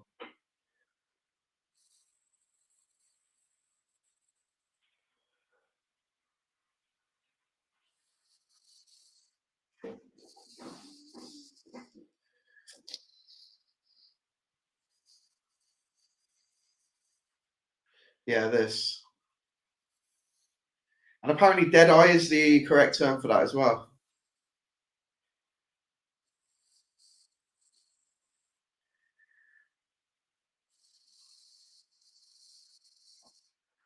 That's a lot of G's.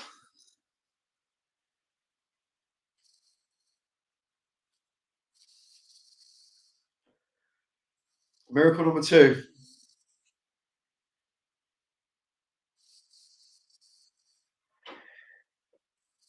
There goes Iran's nuclear program.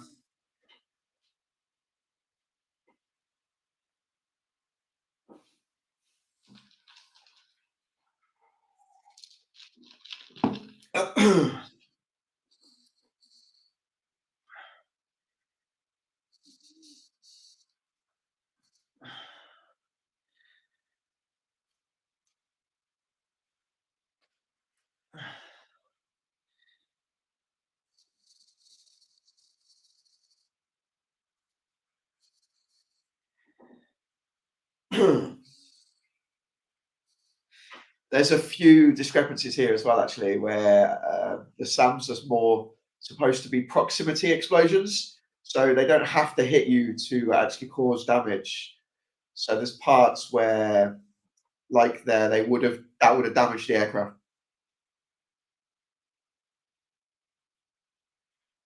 There would have probably caused a lot of harm as well. But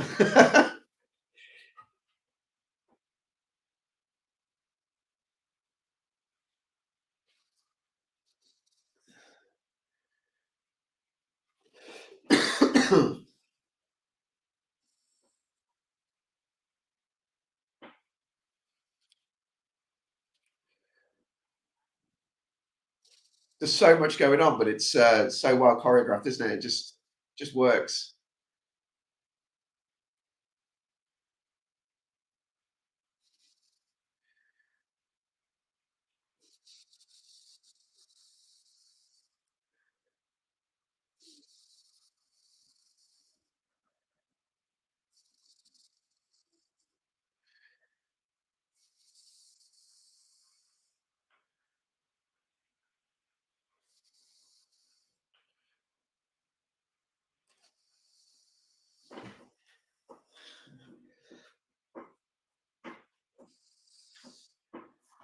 I don't think Mav would have made it out of this alive if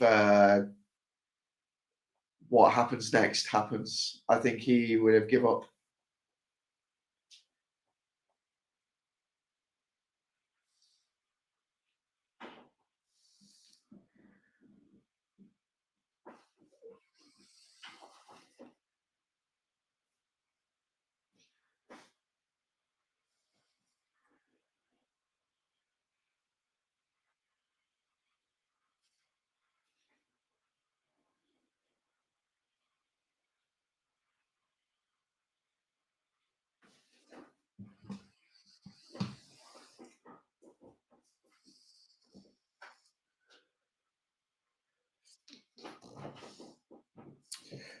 I wonder if we'll ever find out what Bob does stand for.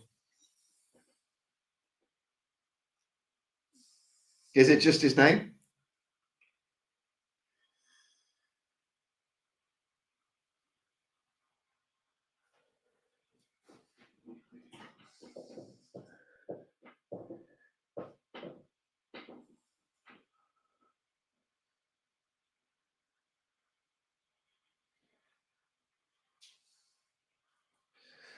I'm looking at the helmet now. You can see Mavericks. Yeah, I think the decals are actually the same as the vinyl. They are vinyl stickers, aren't they?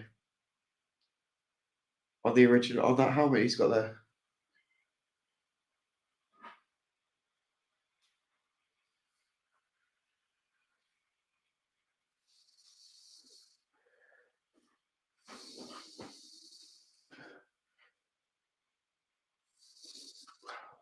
That is so menacing, isn't it? Oh, Cam, your microphone has gone.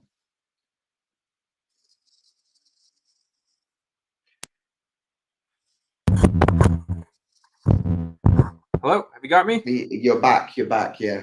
I'm back. Okay. Anyway, its only purpose is to eliminate you. It's like a droideka from Star Wars. I'm going to mention Star Wars again. It's like a droideka. The Hind and the droideka have the same vibe. That's it. Yeah, it's very menacing. Like if you see a hind in real life, you just look at them and they're evil. They're ugly looking, but they're evil. Yeah, they are just evil. They're like, I did a video on one a few weeks ago, and they are just they're beautiful at the same time. Ugly but beautiful.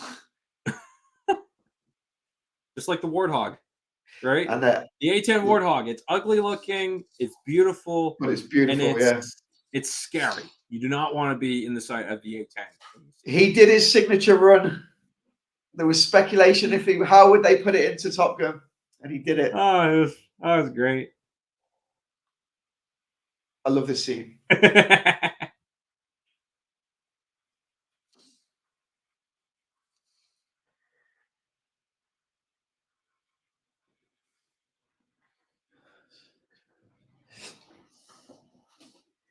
This is like typical father and son.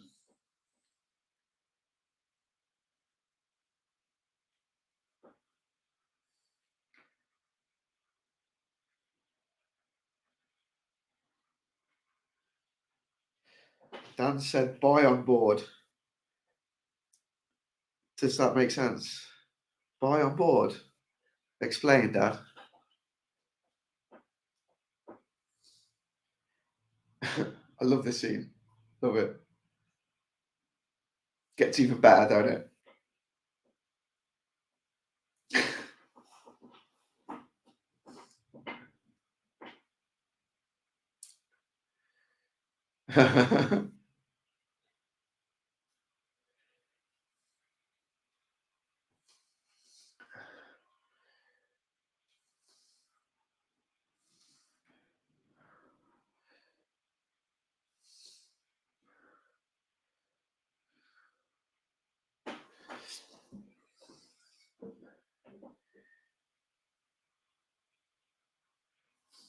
Cam, your mic's gone again.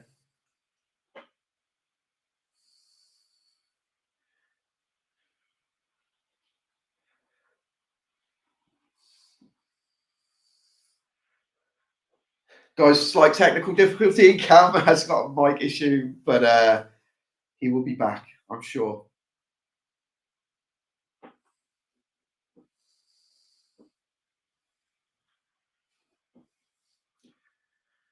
So all this is pretty true to life from what I'm told and what I've seen. So this is the ground power and ground air for the aircraft. So they need ground power to start, and they need the ground air to supply the fans to get the turbo jets running. Mic check, mic check. 1, 2, Yeah, 1, you're 2. back. Do you read me? Okay, excellent. Yeah. Anyway, what I was going to say was the first time when I saw the F-14 in the hangar in the silhouette, the first thought that I had in my mind was Millennium Falcon, eat your heart out. Yes. Yeah. Yeah. This is how you do a comeback in a sequel. This is how you do it. So There you go. The process here as well. I was just saying about the ground air, the ground power, the sequence of him starting the engines with the switch. So I've been learning, well, like DCS learning how to fly the Tomcat, not real life time, but like, and all of this is correct. It's like it's pretty accurate. The Rio will lower the canopy as well. Brewster, don't disrespect that plane like that. It's not old. It's beautiful. It is the most beautiful aeroplane in the world. Facts. The most sexiest airplane in the Cold War era. I will die on a hill before I change my mind on it. Yeah, same. So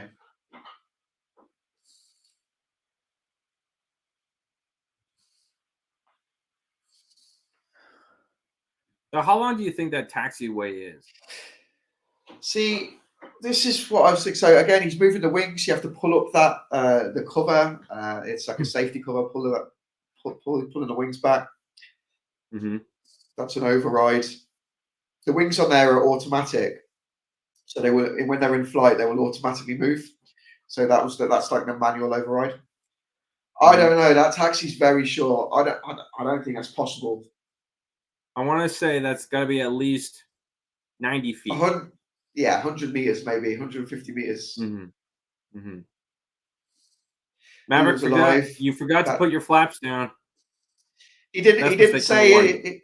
He didn't give his information alpha either. It must have been in the wrong. Oh, this breaks my heart. Boom. Oh, it hurts. It hurts so bad. Anytime I see that, it just hurts. I love this bit.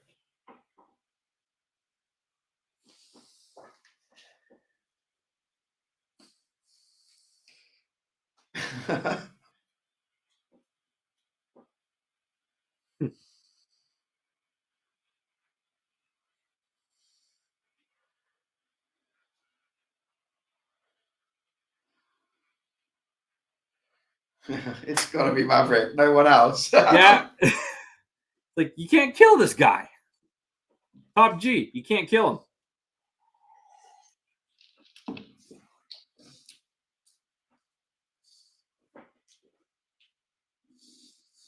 I would not want to be the guy in the back seat having to deal with all those switches and everything. No, so you get to see really how important the Rio is in the Tomcat. Like, really, you cannot fly it really without a Rio. You've got to have a Rio on board. You think it's just a dude sitting in the back chilling and like telling everyone where everything is, but no, he's very important. Even down to like, when the pilot fires the missiles in real life. So that the Rio is prepping that. Like you have to cool the missiles down as well. So you have to have like cooling on the missiles to make sure they're not too hot. So because obviously the friction when they're flying, the front of the missile can heat up. So they have a cooling on there so it can detect the enemy aircraft. So you've got all that sort of stuff. Your pilot can do that. I think you've got the Rio who's going to be using it to lock on to the radar lock-in. There's so much the Rio has to do. What I love about the bad guys in this is that they carry the same vibe as they did the MiG-28 pilots. black Yeah, there's helmets, no. black visors. They don't talk because they don't have to, right? They Yeah, do the no hand signals and communication. everything else, and it's like, guys, these guys are just absolutely just menaces in the sky. And I will stand by the theory that these guys are the same two guys from the first movie, the two MiG-28 pilots that got gypped in the last dogfight and are now flying these two fifth generation fighters. And now that one pilot that got shot down, okay, he's down, but then the other guy's like, it's him. He's back.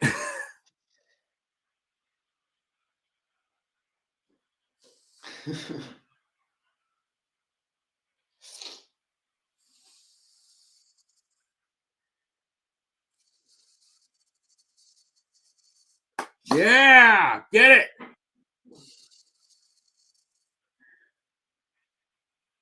Smoke in the air, smoke in the air. That's a real term they use, yeah? Yeah. That is the best thing. Using the down plane as a flare. That's just can't beat it. Yeah, again, I don't. How does Rooster know where the countermeasures are in this as well? That's another. Maybe he got told off screen. Maybe. Maybe. That's a possibility.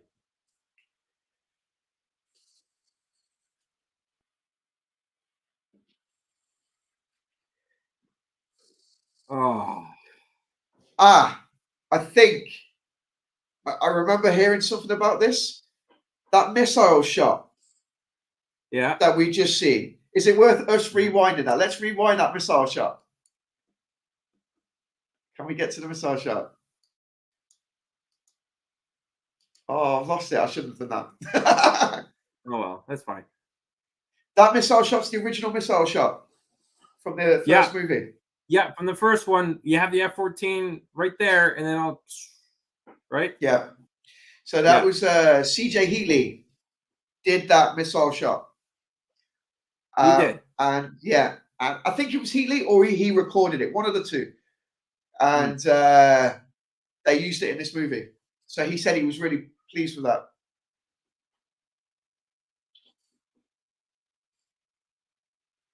Whereabouts are you now? Just to check, because I moved my. You're at the part where he's about to hit the brakes, and he's going to do the flyby, and the Su-57 is going to come from underneath him. Okay, we might be at roughly the same spot. Yeah, that's okay. I know that because the reflection of the movie is in the frame of your jersey. Yeah. Oh, okay. Okay. Oh, geez. You can see it. You can see it. Yeah, I can see it. Yeah. I got Tone taking a shot.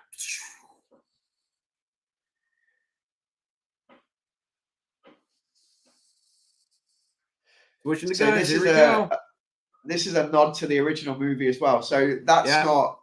They don't have that on the Top Gun on the F-14 control stick. It will say like SP, like for Sparrow, I think, or SW for Sidewinder. It doesn't say missiles. It does say guns, I believe, but it doesn't say missiles. So they put that on.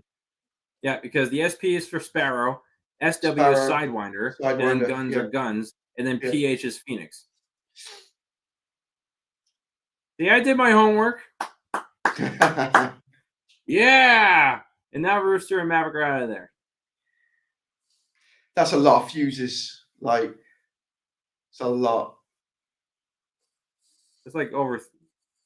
Yeah. There's a lot. Yeah. Now, where did this guy come from? That was my question. Well, this guy. In theory, that Tomcat would never, the radar in that would never have the capability of picking up that plane at any distance. So for him just to creep up on them, I think that's quite realistic. Even though they're like right in front of them, right?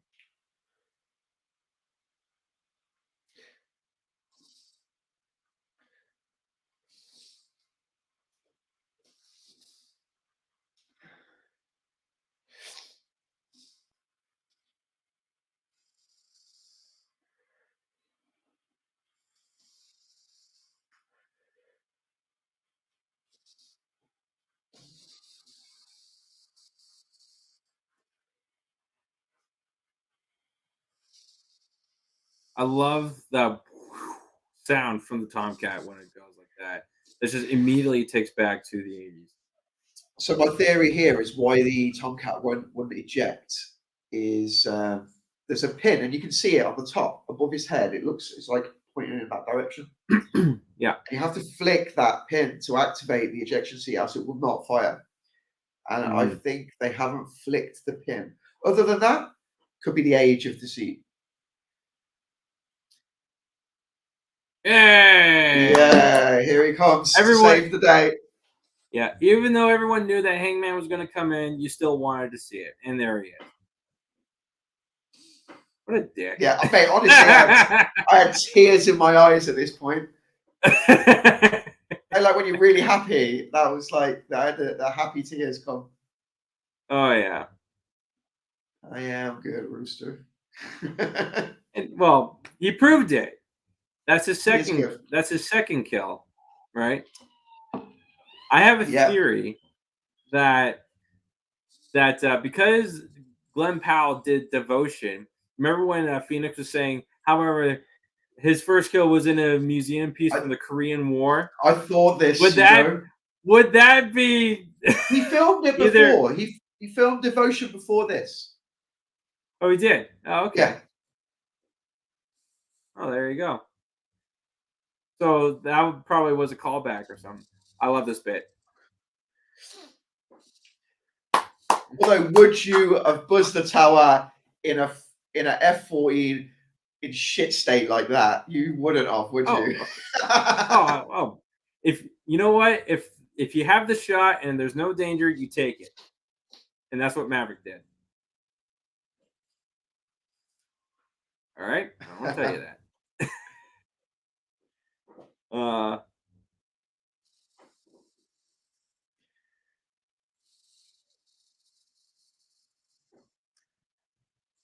The fun fact for you, that F-14 that was used in the movie, you can also find it in the Air Museum at Palm Springs. It's still painted in the same colors as well, isn't it? You only have the black and the white on there. It doesn't have the bird emblem on it. Oh, okay. If you follow a guy on Instagram by the name of Skid Voodoo, I'm not sure if you do, but if you do, Skid Voodoo. Yeah, he goes there quite a bit. Yeah, I've bought some things off him in the past, actually.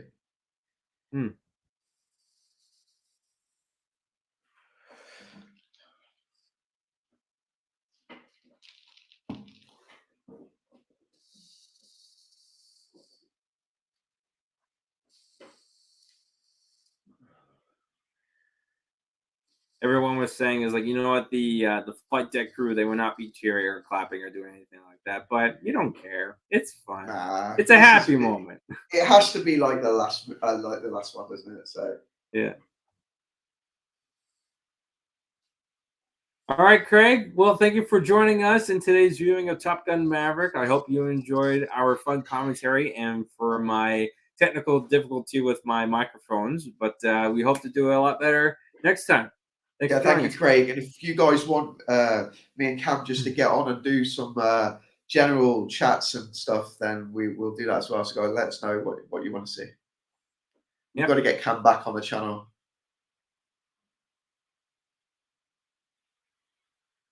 This is nice. Yeah, I love it. That hug. He does it with the fist hug. I love that. I do that with my friends all the time.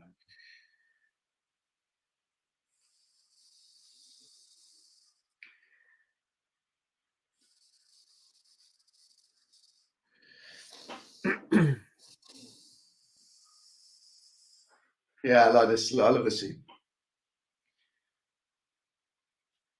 You need a tissue, Mike. I'm good. Hey, I mean that with love, my friend. I know. Yeah. It's just such a shame they tore down that bar. Where did all of those cups and stuff go? Yeah. This guy, for me, he must have.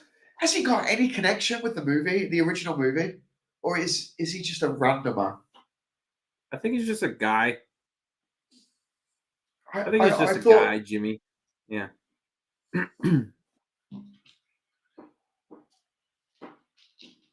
I wanted him to be like one of the old F-14 pilots or something from the original movie. You know, that would have been really cool. He's got the same watch as well. Yeah. I need that watch. I need that hangar. I need that hangar. I need the motorcycles. I need that plane. I need all of it. Yeah, it's Oh, so there's you see little the bike Amelia. in the old bike in the background there, the old Yeah. GPZ 900. Yeah, definitely, Dan. We'll catch up soon, mate. Thank you for watching. I really proud. Oh, Tyson Fury's boxing tonight. Yeah, we'll be watching that as well. Yeah. So, fun fact, I'm sure you know this, but in case you don't know, Jennifer Connelly has never flown in an airplane. So, Tom, they went up in a flight together, and that was the first time that Jennifer has ever flown in an airplane, or at least in that class of airplane. Yeah. And she's like And when another fun fact that Porsche is Tom Cruise's Porsche as well. So not only is it his plane, that's his Porsche.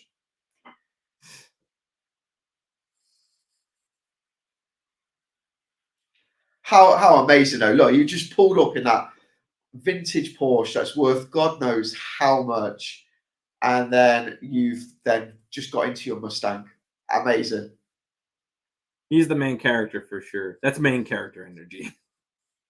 And I thought that the LG registration on there was fake. I thought they put that in for Lady Gaga in the movie, in the video, but that is the actual registration of it. So it was like it was meant to be having Lady Gaga sing this. Lady Gaga did a really good job. I listen to that song all the time. I sing it at karaoke. My friend, I sing it for her all the time. She loves it. One other thing we missed and we didn't talk about. So we keep saying about the Star Wars references in this film, but there's actually a reference to Star Trek. Do you know where that is? That is on that's on Fanboy's helmet. Yeah. That's on Fanboy's helmet. The font is the same as Star Trek. Yeah. So I wonder if they put that in because of all the Star Wars references. They wanted to get a Star Trek one in there. And I imagine fanboy means that he's a massive fan of Star Trek. Mm-hmm. What a movie. Cam, it's been a pleasure watching it with you, man. Like, always a pleasure, my friend. You are my number one Top Gun friend, and I'm glad that over the last year or so we've got talking to each other, and yeah, it's been good. It's been an honor to watch it with you, mate. Thank you. And that definitely. Look at that. That's beautiful. Like when you see the Tomcats in the last movie looping in the sunset was brilliant. But the P-51 Mustang is probably one of my. I'd say I've got to say Spitfire is my favorite, but like the P-51, if you actually gave me a choice between a Mustang and a Spitfire, I really hate to say this, but I think I'd take the Mustang. So yeah, I love it. I love that ending. Brilliant. Absolutely brilliant. I would also go with the Mustang. Also, we had the Mustangs up in Canada. I would also go with the Mustang because it looks more sports-like, and it looks like it could do a whole lot of things that in that era of aviation was completely unheard of. Although the British, I won't get into it too much, but without us, the Mustang would have never been the aircraft it was because we gave them the engine. It's got the Merlin engine in it. So with the Merlin engine, the actual engine that was in it before, I can't remember what it was actually, but it was absolute garbage and it didn't perform very well. So we gave it the Merlin, and then it became the hero of the war that it was. But yeah. Oh, actually, just seeing here, there's somebody called Kyle Coventry who stars in the movie. So if there's any connection to it, we've got Kyle Coventry that does something in the movie. Huh. But wonderful. Yeah, just seen that. But yeah, if there is anything in Coventry that was to do with the movie, I will definitely be all over that. I'm going to research that and have a look. Fingers crossed there is, because that means I can go there and get some bits. But yeah, like, awesome film, awesome company. Thank you for everybody that watched it. Thank you for anyone that's going to watch this in the future. And hopefully we won't get copyright strikes on this one and it will stay up forever on the internet.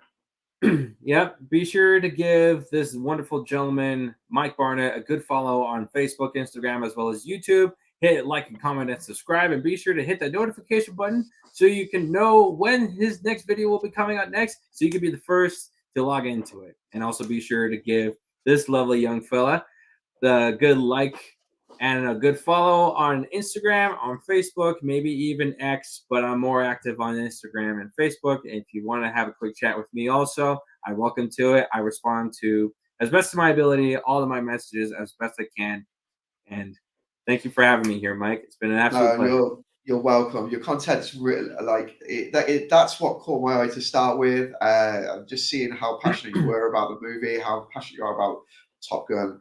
And what you do is absolutely amazing, and I love your Instagram. I think it's brilliant, guys. You've got to go check his Instagram out, Maverick114 cosplay, and you'll be back on the channel, no doubt. We'll come up with some content, some unique ideas, and things we could do together. And I'm going to try and get you into DCS as well. So I want to get you on DCS so you can be my wingman, and or I can be your wingman, Bullshit. whichever one. Bullshit. You can be mine. You can be mine, my friend. It's gonna happen. We will see. We'll find out who the best pilot is. So yeah, we've got to get into that as well. Yeah. So if that's something you want to see, let us know. First day of logging in, you're gonna be looking at it. You're gonna look at my tag, and you're gonna look at yourself, and you're gonna think, "Shit, here comes Maverick now." Shit, it's Maverick. Yeah, it'll be cool, man. But right, I'm going to let you all go. You've all stuck around for 2 hours to watch this movie with us, so thank you so much. And everything Cam said, like, subscribe, click that notifications, you get my latest uploads. This channel is all about aviation, so we'll have all sorts of different things on here. But guys, I will see you in the next one. Take care and peace out. See you later. And the stream should end.